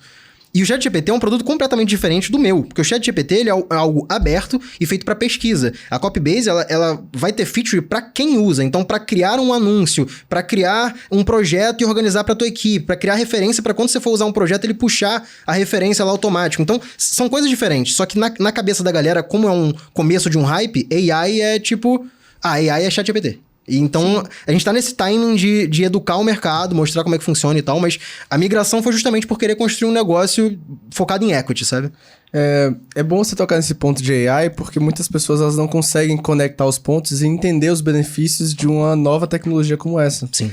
Então, se você pudesse explicar de forma simples, como é que uma inteligência artificial como essa consegue nos auxiliar com as atividades do marketing digital? Cara, existem dezenas, talvez até centenas, não sei, de AIs surgindo no mercado, né? Cara, a Copybase é uma que surgiu e, modéstia à parte, eu sou suspeito pra falar porque é minha, mas a gente tá no mercado brasileiro e a gente foi um dos primeiros, então a gente acaba sendo pioneiro pro foco que a gente tá olhando, que é o profissional de marketing. Mas mesmo que o cara fala assim, cara, Sérgio, eu não vou usar a Copybase porque você tá me vendendo aí. Beleza, cara, usa o ChatGPT, tá de boa, vai te ajudar também. O que não dá pra fazer, o que eu sempre falo tem uma frase, cara, eu não sei o autor dessa frase, mas eu achei ela sensacional, eu acho que ela é gringa, inclusive, que fala assim, a inteligência artificial não vai substituir os profissionais de marketing, mas os profissionais de marketing que usam inteligência artificial vão substituir os que não usam. Perfeito. Então, a galera fica com medo, vai tomar um emprego, vai tomar um lugar. Não, velho. Vai tomar um emprego de quem não usa. Se você usa, você é o profissional perfeito, porque tu tem que usar a tecnologia a teu favor. Então é tipo, eu comparo essas paradas assim, de forma mais drástica, mas é como quando surgiu o teclado, o computador, o cara fala, não, máquina de escrever é muito melhor, eu não vou usar o teclado. Cara, não tem pra onde fugir, velho. Tipo, esses dias teve um cara que comentou no anúncio lá da Copybase, falando, essas tecnologias surgiram pra deixar as pessoas preguiçosas. Aí, tipo, comentei assim, cara, espero que você não use a calculadora, porque depois que inventaram, as pessoas foram preguiçosas de fazer conta. Então não tem pra onde fugir, sabe? Sim. É uma mudança que, cara, tá acontecendo e é uma das maiores, assim, que eu vejo dos últimos tempos e eu acho que engoliu, digamos assim, a onda do metaverso que a galera tava focada, né? É verdade, cara. Um tempo atrás você falava disso. Eu tava conversando com a Carol, ela deu um exemplo muito bom que você falou sobre a inteligência artificial substituindo atividades que não utilizam o humano da melhor forma, né? Sim, porque no final das contas ela vai substituir sim tarefas mais operacionais, né? Exato. Que vão exigir do ser humano mais o que ele precisa, o que ele veio aqui pra fazer, pra exercer a criatividade em sua Total. expansão e, tipo, usar o cérebro pra outras coisas. Então, acredito que o que você disse aí é muito pertinente, porque as pessoas agora, elas estão ficando com esse... É que a gente vive numa bolha, né? A gente Isso sabe é que verdade, é uma bolha. o chat GPT, a inteligência artificial veio pra ajudar, pra auxiliar. Mas as pessoas que não estão inseridas nessa bolha, elas acham que é uma ameaça. Sim. E aí, como é que você vai falar isso pra um cara que trabalha há 20 anos numa mesma empresa fazendo uma tarefa Complicado. 100% operacional? Tipo, é Ele não clicando vai no botão, acreditar. Entendeu? É difícil. Cara, como foi o processo, como é o processo de criar uma inteligência artificial que é voltada para o mercado digital? Cara, pra mim foi relativamente mais simples, porque eu tive agência durante vários anos, eu tive milhares de alunos do mercado digital, então eu sei exatamente o que esse cara passa de problema, o que ele tem de dor. Então, junto com o meu sócio, o desafio foi só focar, porque a parte mais difícil nesse momento é o que a gente faz, porque, cara, dá pra fazer tanta coisa, velho, que você não tem ideia. O nosso backlog, backlog, pra quem não sabe, é basicamente uma lista de coisas que a gente tem pra fazer no software. Então, o backlog é, tipo, tudo que a gente quer fazer de funcionalidade. Nosso backlog é infinito, velho. Tipo assim, dá pra fazer funcionalidade de tudo. Só que o erro tá em... Quando você tá construindo um produto, isso serve também pra infoproduto, tá? A galera acha que não, mas muita coisa de site, se você estudar coisa de funil e de construção de produto, serve pra infoproduto também. Que é, cara, o que é clichê, mas a galera não faz. E eu também não fazia. Isso, meus investidores falam e eu falei, cara, é tão óbvio e eu não tava fazendo. O que o cliente quer? Aí tu fala assim, porra, eu sei o que o cliente quer, velho. O cliente quer a inteligência que gere o anúncio mais rápido lá pra ele. Mas será que ele quer que gere um anúncio mesmo? Então vamos ver. Aí a gente viu lá que os nossos modelos de uso, o anúncio não era o mais usado. Por que o anúncio não é mais usado? Aí eu comecei a marcar call com os clientes. Cara, com todo respeito, pé no saco, né? Call de 40 minutos, 1 a 1, com várias pessoas, mas o que a gente tira disso? Entendi por que o cara não tá usando anúncio. Ele não entendeu como é que usa o anúncio. Ele achou que a função anúncio é de entregar pra ele outra coisa. Então eu tenho que ir lá nos meus desenvolvedores e falar, cara, vocês estão programando pra esse cara aqui, ó. Olha o problema que ele tem. Ele não entendeu que ele ia usar assim. Então, o maior desafio na minha visão, como CEO, que é uma função que tem um nome bonito, mas é o cara que mais apanha, porque ele é o faz tudo enquanto a empresa está crescendo, principalmente. E também porque ele tem que ter a visão estratégica. A diferença de ter a visão tática, operacional e a visão estratégica é que quando você tem a visão tática, você tá vendo o que tá acontecendo. A estratégica é o que ainda não aconteceu. Esse é o desafio. Então, tu pode errar muito feio, tu pode acertar muito feio. Eu podia falar aqui, nossa, acertei muito, porque estamos no ano da inteligência artificial e a gente tá com um produto construído. Cara, eu não sabia que ia ser o ano da inteligência artificial. Mas talvez eu acertei por outro ponto. Então também posso errar muito feio, sabe? Então, como, sei lá, o Mark Zuckerberg errou falando que ia ser o ano do metaverso, não foi. Sim. E ele é o Mark Zuckerberg, velho. Quem somos nós pra não errar? A gente vai errar também, sabe? Então, a parte mais difícil pra mim, cara, é justamente essa, construir um bom produto. Eu acho que, vocês aqui no Equify veem isso bastante também. O desafio que é, cara, ouvir o cliente. Às vezes nem o cliente sabe o que ele quer. Então essa é a parte mais difícil, porque o cliente, ele sabe o problema que ele tem, mas ele não sabe como resolver. Então, pra galera de infoproduto aí, cara, que tá na Equify também, que é afiliado, vende PLR, é produtor, pensa no seguinte, ó. Tem um negócio chamado nível de consciência. Muitas vezes o teu produto, ele resolve um problema incrível, que se o cara comprar, ele vai falar assim, cara, esse produto mudou a minha vida. Só que o cara, ele tá num nível de consciência tão baixo sobre aquele problema, que quando você oferecer teu produto pra ele, ele vai falar assim, mas isso é inútil pra mim, isso não serve. Então o cara nem sabe que ele tem o problema. Então, e muitas vezes, às vezes acontece ele saber que tem um problema, mas não acredita que existe uma solução. Ele fala, cara, esse problema aqui, isso aqui é normal, é assim mesmo. Não é assim, tem como resolver.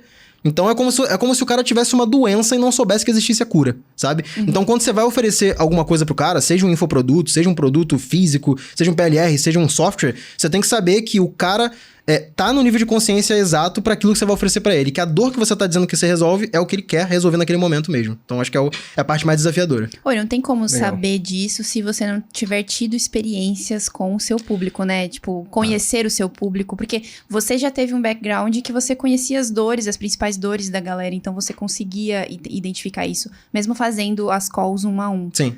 Então, como é que uma pessoa consegue... Se você fosse dar, sei lá, dicas para as pessoas conseguirem conhecer mais o seu público, dicas de pesquisa, de repente, porque no seu caso você fez calls 1 a 1, mas e para quem tá começando, identificar a real dor, se o meu infoproduto resolve aquilo?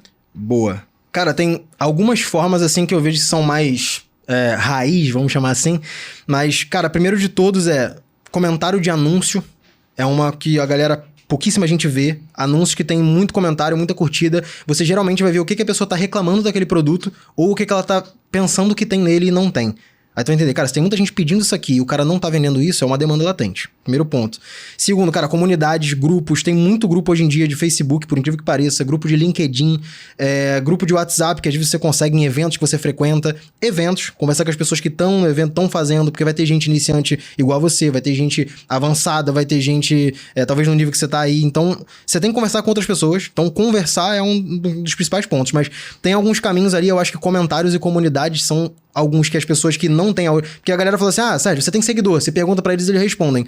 Cara, mas não é exatamente assim, porque o meu seguidor não é exatamente 100% do público que eu quero vender da Copybase, então tem que achar ele, sabe? Então, eu acho que você separar, fazer um benchmark ali, que a gente chama, né? Pegar as concorrências, as referências daquele mercado que você quer entrar, seja de infoproduto ou qualquer outro, identificar o que as pessoas estão comentando nos anúncios deles, quem segue essas pessoas e também no conteúdo orgânico. O que ele tá produzindo, o que ele produz que tem mais engajamento e tem menos engajamento. Por que quando ele fala de, sei lá, eu no meu caso, quando eu falo de agência, eu cito a palavra prospecção, meu conteúdo tem mais engajamento do que quando eu cito conversão. Porque a galera tem mais dor de prospecção do que de conversão. Legal. Mas será que a galera tem mais dor de prospecção ou eles pensam que prospecção é a solução do problema deles? Porque muitas vezes a galera fala assim, isso é um caso comum no mercado de gestão de tráfego. Prospecção é que a galera quer, número 1. Aí tu vai conversar com um cara que fala que prospecção é o problema número 1, ele não tem problema em captar cliente, só que o cliente dele não fica com ele 2 meses, ou paga R$300 por mês.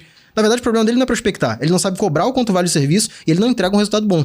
Então, viu, sob nível de consciência, o cara acha que o problema é a prospecção, mas na verdade não é. Então é esse exemplo, é você, de fato, ir a fundo, ver o que as pessoas comentam, com o que elas interagem, e às vezes você, sem falar com uma pessoa, tu já vai conseguir tirar muito insight. Mas, cara, ir na cara e na coragem ali, chamar o cara no privado e falar, bicho, eu tenho um produto tal, eu não quero te vender nada, mas eu só queria ouvir por que tu reclamou disso aqui. Pergunta, cara. Então é o tipo de coisa que se você botar a cara na rua, assim, você consegue pegar bastante informação. Perfeito. Show.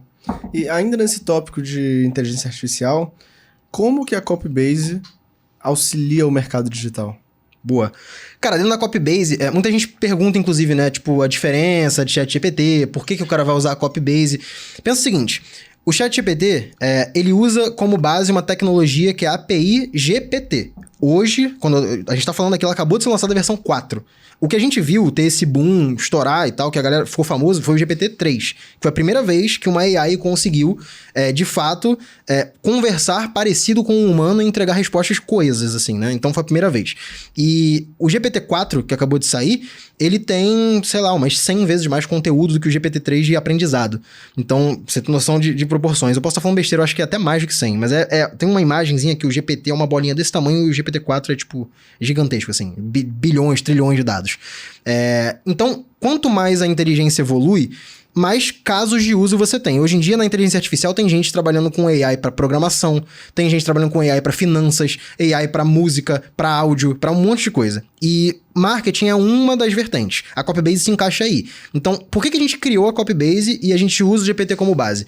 A Copybase, ela vai te dar modelos pré-treinados e em português para o profissional de marketing. Então, hoje, quando a gente está falando aqui, a gente deve ter passado já de 60 milhões de palavras geradas pela Copybase. O que isso quer dizer?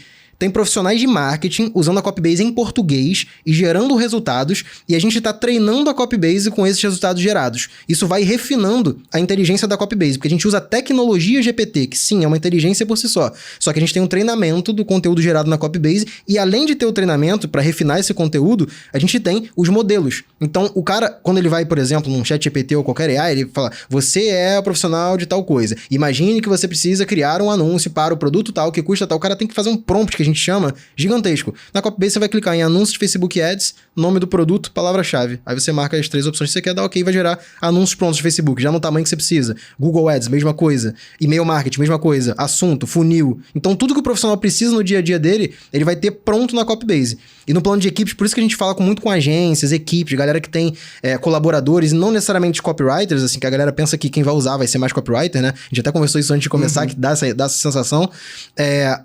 A gente lançou a funcionalidade de projetos, que é uma coisa que, até onde eu sei, no Brasil não tem algo parecido. Na América Latina não tem algo parecido, a gente não encontrou, sendo bem honesto, que é dar referência. Então, por exemplo, A pessoa vai conseguir... Vamos supor que eu seja uma agência e eu atendo a QIFI como cliente.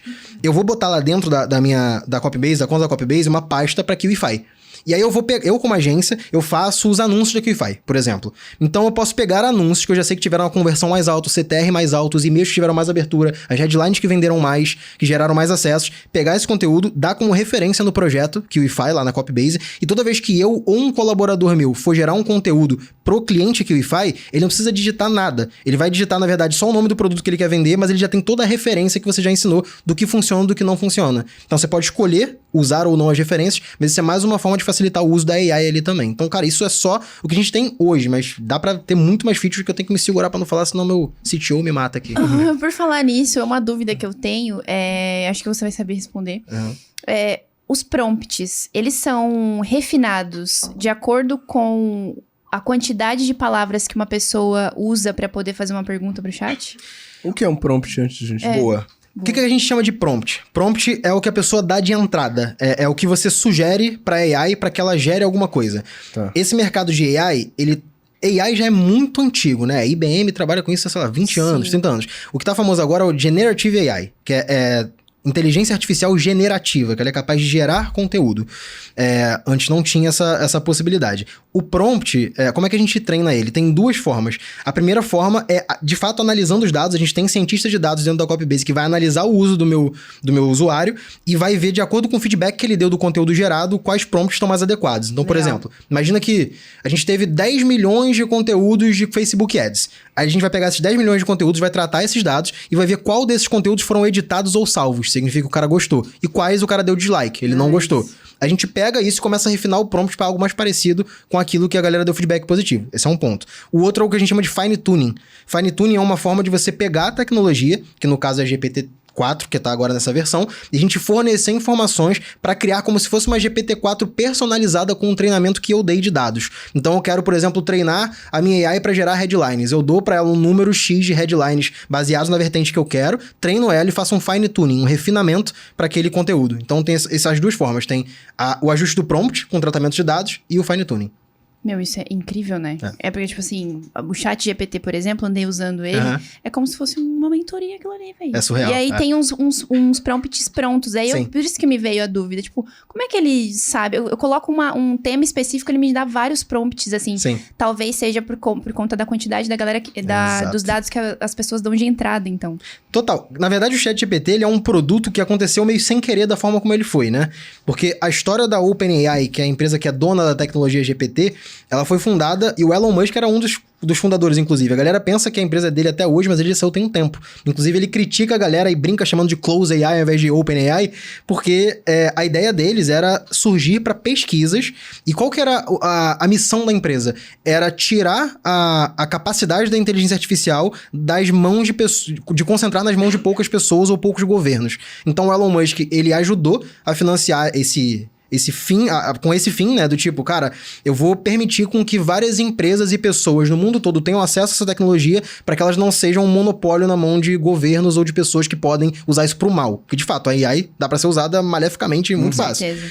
Então, ele fez isso com esse propósito. E depois de um tempo, o Greg Brockman e o Sam Altman, que são os cofundadores lá da OpenAI, meio que o Elon Musk saiu porque eles decidiram que eles iam vender uma parte para a Microsoft e iam tornar uma empresa lucrativa de novo. Era basicamente uma empresa sem fins lucrativos.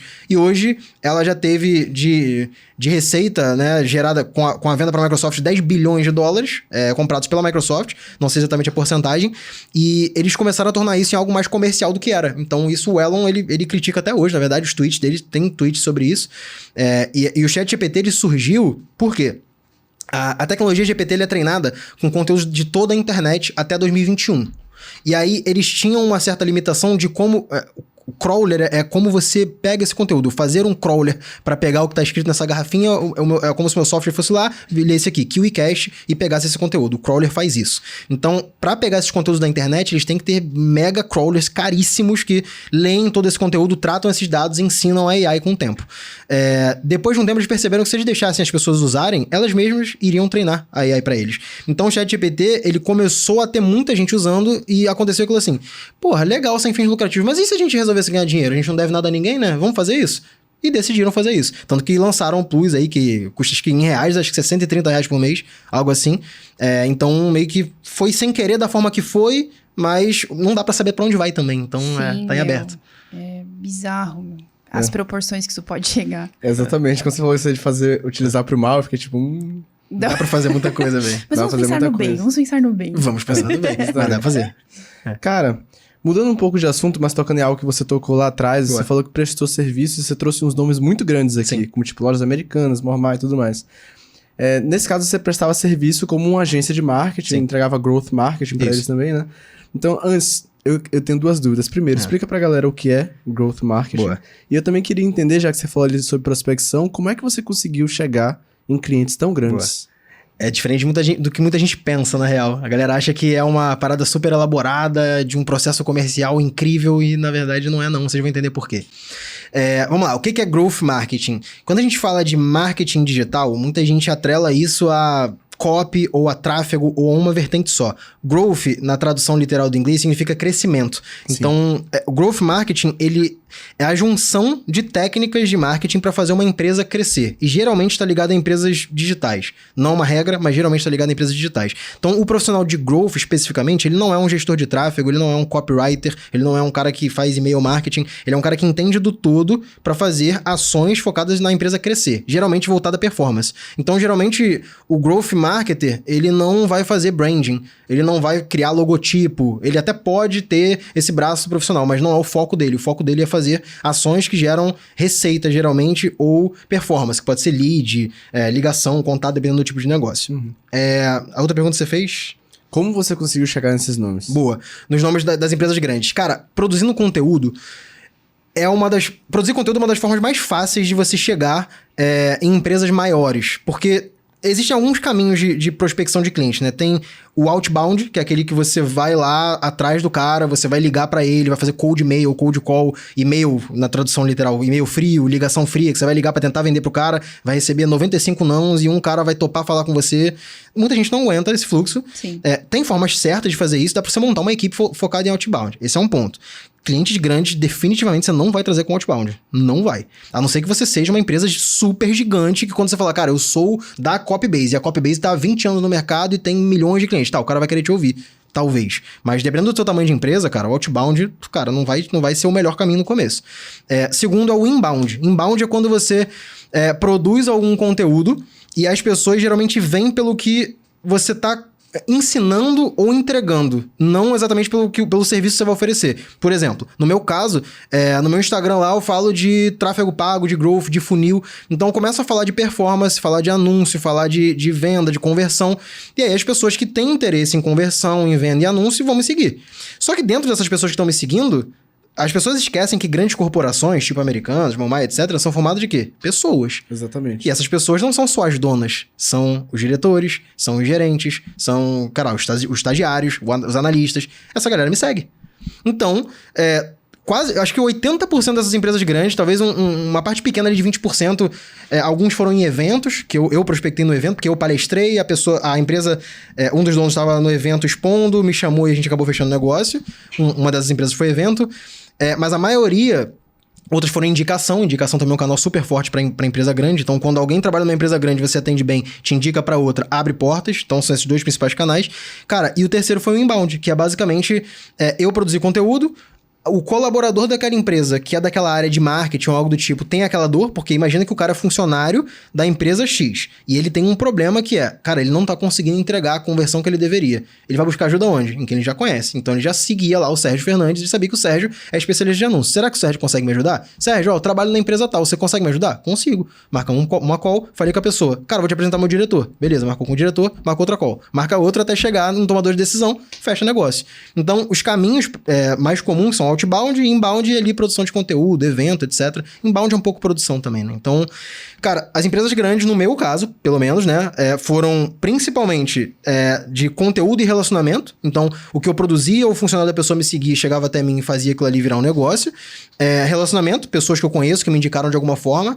E terceiro, eventos, que eu tava presente, tava no lugar certo, na hora certa, e a pessoa precisava, eu palestrei, ela me chamou pra conversar, acabou virando negócio. Então, foram esses casos. Ou dentro de inbound, assim, eu vejo alguns creators stories usando, assim, de uma criatividade sensacional. Que a galera faz, por exemplo, um Reels falando sobre algum produtor grande, algum creator grande, porque quer chegar naquela pessoa de alguma forma, mas faz um Reels cheio de conteúdo sobre, sei lá, Primo Rico. E aí fala alguma história que chama a atenção, que ganha um like ou um comentário do cara e pronto. Acessou. Já foi o começo, exato. O Reels é uma ótima ferramenta pra isso, né? Pô, antigamente a gente tinha uns problemas quando... Lá na época que eu tinha aquela agência pequenininha, a primeira com os amigos de faculdade. Na época, por exemplo, a gente pegou um escritório de advocacia como cliente. E, tipo, a OAB, ela ainda tem regras mais rígidas, mas na época era mais ainda. Você não podia fazer anúncio. Então, como é que você faz anúncio pra advogado? Caramba. Não podia fazer anúncio.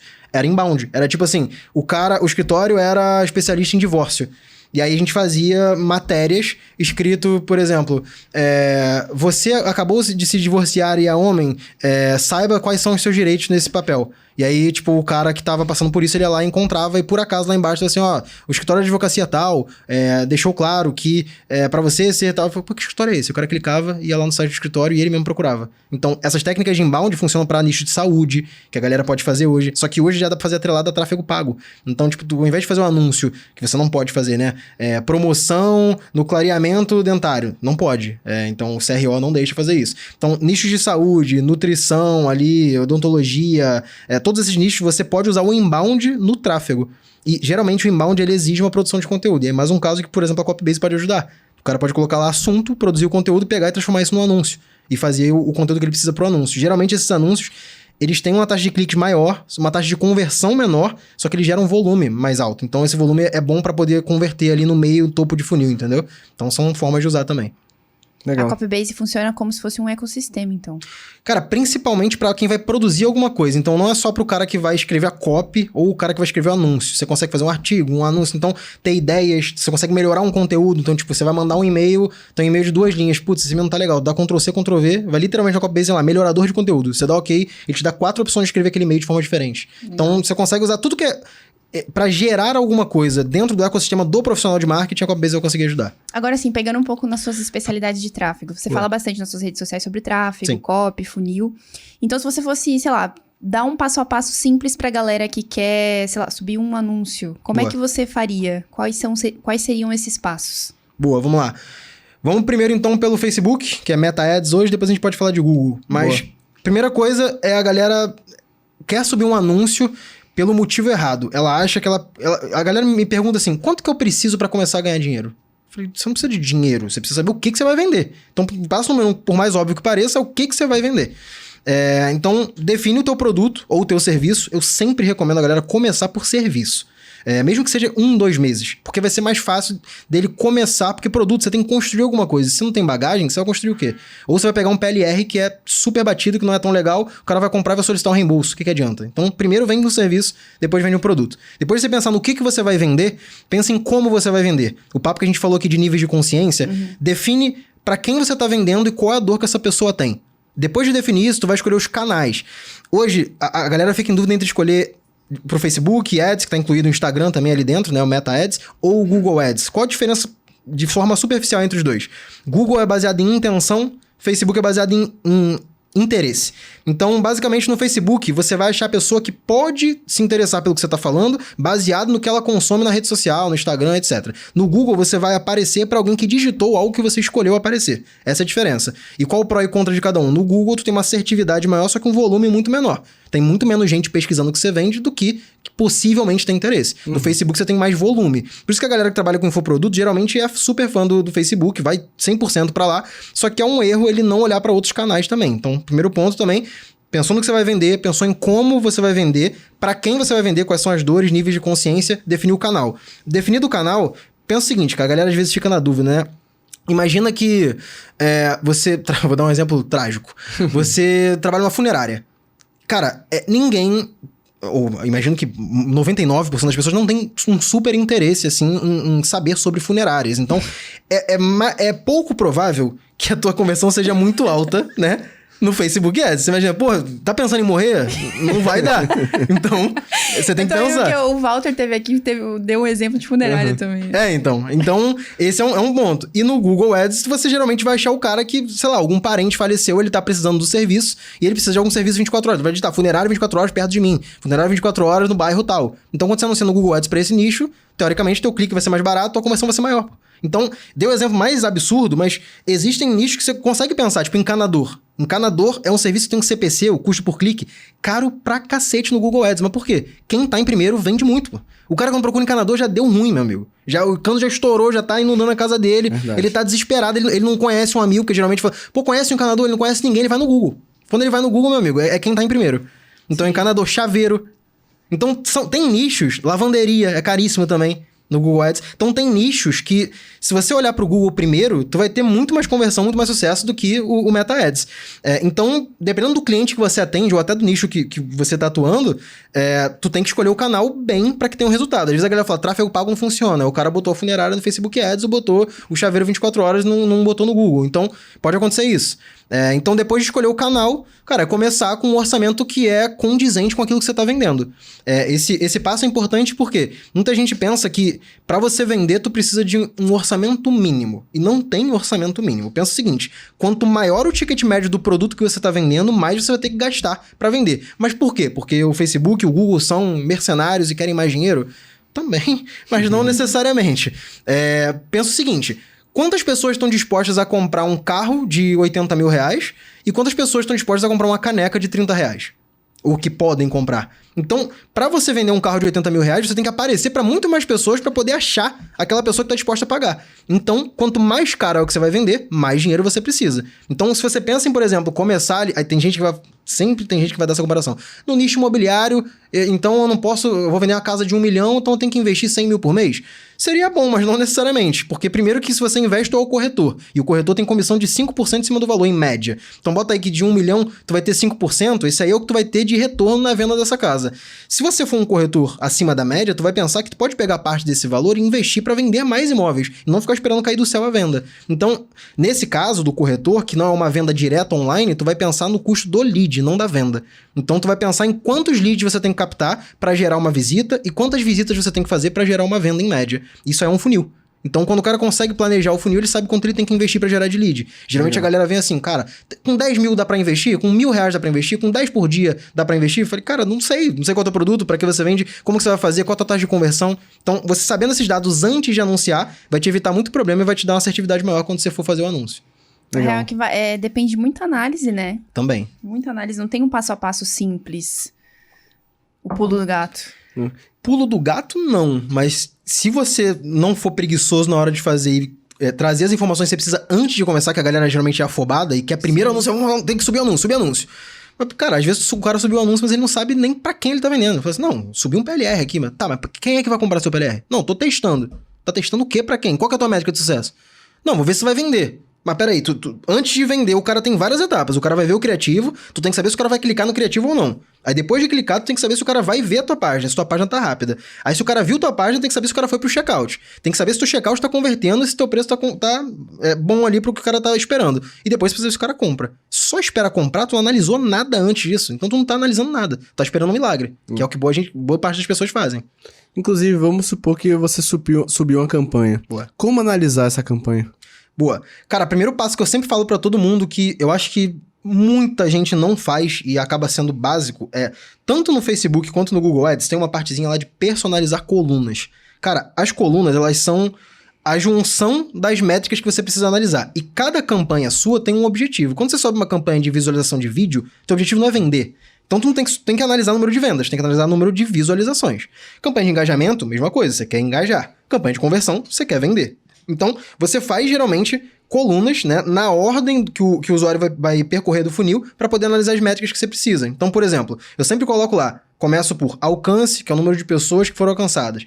Impressões, que é o número de vezes que o anúncio apareceu. Frequência, que é a média de vezes que apareceu para cada pessoa. Então, por exemplo, se for 1.000 de alcance, 2.000 impressões, frequência média 2. Que isso dá para ver quanto teu anúncio está aparecendo para as mesmas pessoas. Aí depois clique, custo por clique, taxa de clique, visualização de página, até chegar na parte da compra. Quando você configura a tua coluna de métricas assim, analisar esses dados fica muito simples, porque sempre quando um anúncio não performa, tem um buraco em alguma etapa. E se tu tá com a coluna setada desse jeito, tu vai identificar onde é que é. Então, se tu vê que teu anúncio não tá gerando clique, tu sabe que o problema não tá na página. Não adianta tu trocar teu checkout, mudar tua página, porque o cara não tá clicando no anúncio. Ou então o anúncio tá super bem, só que o cara chega na página, não vai pro checkout. Será que é o preço? Será que tu passou confiança necessária pro cara querer comprar o teu produto? Ou a oferta é boa? É uma dor que ele realmente quer resolver? Ou então não, o cara tá chegando até o checkout e não compra. Será que tu disse o preço antes do cara ir pro checkout ou o cara foi só de curioso? Será que teu checkout tá convertendo? Então, tem que analisar por etapas. Então, depois que você tem uma campanha no ar, tendo as colunas do jeito certo, cara, mais de 50% do caminho tá dado. Agora, entrando um pouco no assunto de funil, como é que faz? O que é necessário para criar um funil que vende todos os dias, por exemplo? Boa.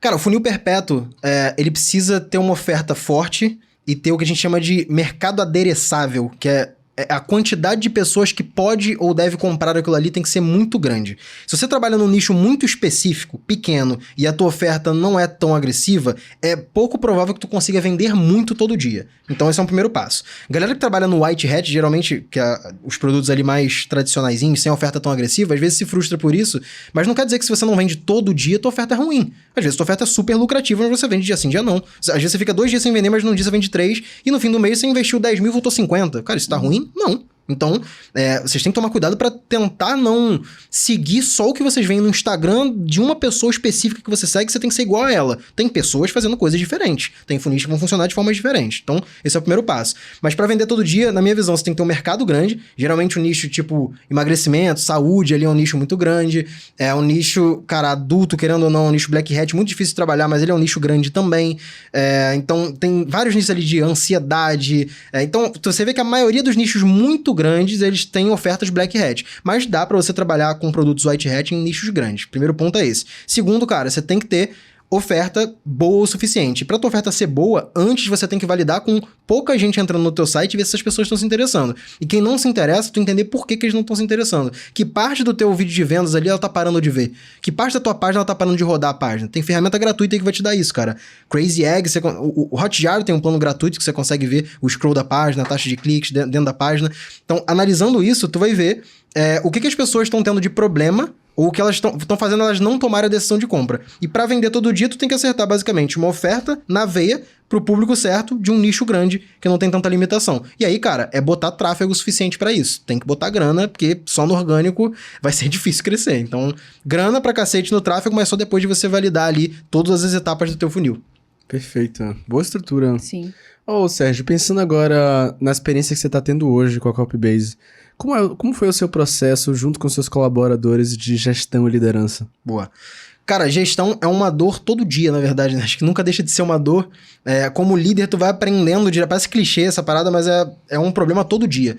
Quando você migra de tipo de negócio, tu tem que mudar também a forma de gestão. Então, por exemplo, quando eu sou uma agência e eu tenho clientes diferentes, cada cliente exige uma forma de comunicação com ele diferente e cada um tem um problema.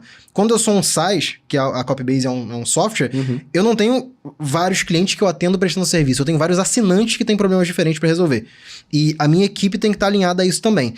Um dos principais desafios de gestão que eu tive no passado e hoje em dia tá bem mais maduro, mas, cara, mesmo falando aqui, seria mentira se eu falasse pra você que tá 100% tá resolvido. Não, isso aqui é do jeito perfeito. Não é perfeito. Que são os processos. Cara, processo, todo mundo negligencia essa parada, deixa pra depois, isso é coisa de empresa grande. Cara, se você tem 2 pessoas trabalhando com você, você já tem que ter processo. Sozinho você já deveria ter. Tá? Se você não tem, começa a ter. E o que é o processo, cara? A galera faz uma parada muito mais complexa do que realmente é. Mas, cara, o processo é o seguinte. Eu vou beber água. Então, primeira etapa é pegar minha mão e colocar na caneca. A segunda etapa é subir a caneca. A terceira é chegar até a minha boca. A quarta é beber. Então, isso é um processo. É você documentar etapa por etapa o que tem que ser feito da forma mais clara possível. Ah, mas é idiota. É idiota. Então você tem que dizer. Então, como que você sobe um produto na QIFI? Cara, se você tem um funcionário da tua empresa que tem que subir produto na QIFI, sobe o produto na QIFI, bota o passo a passo e ensina pra ele. Num vídeo, em imagens, bota o link da ajuda ali da QIFI. Ah, você tem que, cara, ligar pro cliente quando ele tenta passar o cartão e não consegue comprar. O que você fala na ligação? Bota o passo a passo, o que vai ser falado. Se o cliente responder tal coisa, fala isso aqui. Então, criar processos pra tudo é uma coisa que torna a empresa muito mais escalável, digamos assim. É a parte mais difícil e a parte mais eficiente quando você muda. Ter os softwares certos, né? Então, não sei se pode falar aqui, mas acho que tá de boa, né? Então, pode. Cara, para processo a gente usa muito Notion para documentação. O Notion a gente gosta bastante, Notion, Notion. Tem plano gratuito, se eu não me engano, Notion, não tenho certeza. Só não é o business. E aí tem algumas features que você não tem, mas, cara, para documentar, cria uma página para cada processo, bota o videozinho lá dentro, bota o texto passo a passo e bota pra tua galera ter acesso àquilo ali. Para processo, cara, tem muito software bom. A gente na empresa lá usa especificamente o Asana, Asana, mas, cara, ClickUp é muito bom, Monday é muito bom. Tem vários outros aí. Trello, que é o mais simplesinho que a galera usa também, mas para processos complexos talvez seja mais complicado o Trello dar conta. Mas, cara, tem softwares bons para tudo isso. E organizar as coisas, por exemplo, num Google Drive padronizado com todas as pessoas do time. Então, tenha o Drive do time, separe tudo por pastas, nomeie certo. Lá na empresa a gente tem processos de nomenclatura de peça de arte. Então, se o designer vai fazer o criativo de anúncio, ele tem um processo padrão de como ele tem que colocar o nome daquele anúncio. Até isso é padronizado. Pô, Legal. mas é chato pro funcionário. Cara, é mais chato ainda se ele não botar o nome e tu tiver que achar isso aí. O teu gestor de tráfego não conseguir subir a campanha porque ele não sabe onde é que tá. Então, quando tá tudo documentado direitinho, isso, cara, facilita muito a vida do gestor. E, cara, eu acho que o principal é o desafio de delegar. A gente que bota a mão na massa, é comum você ver alguma coisa sendo feita e você fala assim, puta, é só fazer isso aqui. Só que se você pegar lá e fazer, se eu pegar o meu gestor de tráfego e falar assim, cara, deixa que eu suba essa campanha aí. O que eu tô fazendo com esse cara e com a minha empresa? Eu tô falando pra minha empresa, olha só, ninguém é bom o suficiente quanto eu. Então deixa eu subir isso aqui sozinho. Cara, isso é um ego absurdo. Eu tenho que contratar gente que é melhor do que eu ou tornar essas pessoas melhores que eu. Toda pessoa tem ego, todo ser humano tem ego, não é fácil pra ninguém, mas, cara, quando você vê alguém evoluindo dentro da tua empresa e tocando algo sem que você precise botar a mão diretamente, é uma evolução sua como gestor e dele como colaborador. Então, acho que essa é uma parte complicadinha no começo, mas você vai pegando. Acho que a cada frente que você abre na tua empresa vai ter um pouco disso. Tipo, cara, você vai ter que soltar. Pô, financeiro da empresa. Como é que você solta o financeiro da empresa? Cara, o cara que vai pagar os boletos, velho. E se o cara pagar o boleto errado? Cara, mas... E aí? Você vai continuar pagando 72 boletos por mês mesmo, sozinho? Você que sabe. Eu fiquei nessa por um tempo. Depois que eu vi, falei, realmente, cara, eu vou fazer mesmo. Se eu continuar aqui, eu vou ficar maluco. Porque dia de pagamento eu tava pagando 60, 70 contas. Eu perdia 2, 3 dias de pagamento, velho. Então não é pra ser eu, não é pra ser o CEO fazendo essa parada. E não é tipo assim, soberba, do tipo, só porque tu é o CEO. Não, cara, porque já são 70 contas, velho. 3 dias do meu horário comercial, eu tô perdendo muito, a empresa tá perdendo muito. Porque eu tinha que estar fazendo coisa mais importante. Sim. E eu posso colocar uma pessoa pra fazer isso aqui agora. Se eu não pudesse, tudo bem. Eu não posso pagar ainda uma pessoa financeira. Ok, faz você. Como eu até hoje, eu faço várias coisas na empresa. Porque a gente ainda não pode trazer, cara, 30 funcionários que eu quero trazer. Tudo bem, vai ter coisa que eu vou fazer. Mas o que eu posso, ir soltando, cara. Delegar é a parte mais difícil. E aí a galera confunde delegar com largar. E essa é a ideia, tipo, delega, cria processos, mas ajuda a pessoa que tá fazendo e não perde de vista, sabe? Tipo, ajuda ali, vê o que tá acontecendo. Às vezes a gente cai nesse erro, é normal. Por isso que eu falo que é difícil estar 100%. Tipo, como gestor, tu vai estar cometendo erros e às vezes vai passar um erro durante um mês, 2 meses, tu vai ver, nossa, velho, a cagada que eu tô fazendo. Tipo, tu descobre depois. Mas acho que isso é normal em qualquer empresa. Agora, assim, olhando a sua jornada completa, assim, olhando pra trás, Aham. quais foram os maiores aprendizados que você teve até hoje dentro do mercado? Tá dentro do mercado ou pessoalmente? Pessoalmente, dentro do mercado. Tá. Olha, primeiro foi que ter pressa é uma armadilha. Tanto pressa quanto a questão de comparação. Acho que os mais ligados ao mercado eram esses, né? Porque toda vez que tu tá em algum lugar, seja ele bom ou ruim, e bom e ruim é muito em relação de perspectiva, né? Você pega uma pessoa que tá passando fome, quem é pobre e tem uma casa pra morar, tá num lugar bom. Então, perspectiva é tudo. E, óbvio, né? Não tô fazendo papo de coach aqui, mas, cara, se você parar pra pensar onde você tá, e você querer comparar com alguém que você admira, é injusto com você, porque tu não sabe a trajetória do cara. E tu não sabe nem o que ele tá fazendo e se você tá disposto a fazer o que ele faz. Tanto de quantidade de trabalho, quanto até fazer coisa errada que você não faria. Eu tive muito disso. Tinha gente que eu falava assim, esse cara tem muita grana, velho. Ele tem um carro que eu quero comprar. Se eu trabalhar como eu tô trabalhando agora, eu vou demorar 3 anos pra comprar esse carro. Se eu fizer o que ele faz, eu acho que em 2 meses eu pego esse carro. Só que você tá disposto a botar a cabeça no travesseiro fazendo o que ele faz? Não. Então, cara, paciência, não tem que se comparar. Esse é um primeiro aprendizado, assim. Comparação é uma armadilha. Eu não faria e pressa, porque justamente quero comprar um carro, quero viajar pra tal lugar, quero usar tal tênis, porque eu tinha essa pira. Tipo, meu negócio, eu gosto muito de carro, viagem e curso tênis. Então eu via os caras terem isso quando eu era mais novo e falava, cara, quero ter isso aí que o cara tem. E aí, se você tiver pressa pra fazer isso, cara, a chance de você dar com a cara na parede é muito grande. E, pessoalmente falando, tem um cara chamado Gary Vaynerchuk. Eu tenho até uma foto com ele que eu invadi um palco de um evento a primeira vez que ele esteve no Brasil, no GMX. Caramba! Eu sou muito fã do cara, porque antes de eu começar essa parada do grupo, de produzir conteúdo, eu fiz isso por causa do Gary. Eu via vídeo dele, cara, era Flávio Augusto, Gary Vee e Conrado Adolfo na época, direto que eu assistia. E o Gary Vee produz muito conteúdo Ele absurdo. é desumano, Meu Deus. inacreditável. Ele tinha uma equipe, depois eu fui descobrir que ele tinha uma equipe de 14 pessoas só produzindo conteúdo. Os caras seguiam ele em todos os lugares. O dia inteiro. E aí, cara, eu vendo ele falando, tipo, create content is king e tal, vendo aquela porra todo dia, falando, nossa, chato pra caralho, conteúdo. Falei, quer saber, eu vou produzir. Então ele foi um dos caras responsáveis por essa mudança de vida que eu tive. E aí eu me prometi que, tipo, um dia eu ia conhecer esse cara. E o escritório dele é em Nova York. Só que eu falava que eu ia, tipo, conhecer ele e ia no escritório dele em Nova York. Só que aí rolou um evento, acho que foi em 2019, que ia ser a primeira vez de Gary Vee no Brasil. Aí eu vi o evento, cara, não tinha lote ainda. Tinha, sei lá, era R$700, não tinha lote, não tinha convidados, não tinha local. Só tinha aquela São Paulo, o Gary Vee tá aí. Eu falei, comprei, foda-se, comprei. Falei, onde ele tiver eu vou. Comprei o evento. E aí fiquei esperando. Comprei, tipo, sei lá, 7 meses antes do evento, velho. Comprei no pré do pré. Aí, cara, chegou no dia do evento, eu tinha alguns alunos na época, tinha mais mentorados nessa época, a galera que tinha mais contato próximo comigo. E, por acaso, tinha um colega que tinha me chamado pra conversar com o dono de uma empresa. Falou, pô, quero que tu conheça o Sérgio aqui e tal. Pô, Sérgio, deixa eu apresentar o cara. Só que eu não percebi que era na hora da palestra do Gary. E eu tô no evento de 3 dias, velho. Aí eu saí, tô conversando com o cara, quando eu vi, falei, caralho, da hora, meu Deus, velho. Aí eu voltei, não tinha mais lugar, mano. Falei, não acredito, mano. Tava com o lugar lá pertinho, velho, não acredito. E aí tem 3 caras que são muito meus amigos até hoje, na verdade. Eu posso falar o nome deles, é o Flávio, o Márcio Caramuru, que é parceirão também, e o Cadu Eds. O Cadu tava sentado na primeira fileira, o Flávio tava sentado na segunda, que foi meu aluno, e o Márcio tava sentado, tipo, na quinta, sexta, assim. Só que quando eu cheguei, a primeira vez foi o Márcio. Ele me viu assim, tipo, eu tava, tipo assim, mano... Porque tinham pegado o meu... Eu tinha uma bolsinha do evento, de brinde que davam, eu tinha botado na cadeira. A pessoa tirou e sentou em cima. Coisas que acontecem com o Sérgio, né? Meu Deus. A galera tem um histórico meu do almoço, que é foda. Mas aí eu cheguei lá e falei, mano, a pessoa tirou minha bolsa, eu vou fazer o quê? Eu vou chutar ela dali, não tem como, tinha que fazer. Aí esse meu amigo, o Márcio, ele tava sentado, ele levantou a mão e falou, senta aqui. Falei, não, cara, fica aí. Cara, ele levantou e me deu o lugar dele pra eu ficar no quinto. Fiquei felizão, mas só que, tipo, eu tava na quinta fileira, mas eu ia ver o Gary, sabe? Tipo, ver o cara que me ajudou a chegar onde eu cheguei também. Aí o Flávio olhou pra trás, me viu e falou assim, chega aí. O Flávio tá na segunda fileira. Ele falou, senta aqui. Eu falei, não precisa, fica... Não, guardei pra você. Ele levantou e foi embora. Só pra eu sentar no segundo lugar. Aí ele me deu o lugar. Cara, de frente pro palco, uma distância assim, sei lá, velho, 3 metros. Tipo, o Gary entrando, eu olhando pra ele assim, ó. Eu acho que o Gary chegou a um psicopata, porque quando ele entrou, mano, eu tipo, tinha tradução simultânea. Eu entendo inglês de boa. Então eu não tava com a tradução simultânea, tava todo mundo com a paradinha assim, né? Boa parte da galera que não entende inglês tava com um negócio, porque tinha um cara traduzindo. Eu tirei e eu fiquei, tipo, pra frente, assim, sentado na cadeira, olhando pra ele assim, ó. Quando ele entrou, mano, eu tava assim, mano, não acredito que esse cara tá na minha frente, velho. E ele palestrando, tipo assim... Só que eu já via tanto vídeo do cara, mas tanto, que tudo que ele falou na palestra eu já tinha ouvido. Só que eu tava achando incrível, velho. Aquilo ali pra mim, eu já tinha ouvido 20 vezes tudo. Eu tava assim, caralho, o cara tá na minha frente. E aí, tipo, ele falando, eu tô assim, mano, como é que eu vou tirar uma foto com esse cara, velho? Como é que eu vou tirar uma foto com esse cara? Aí, teve uma hora que no final da palestra dele que ele abriu perguntas.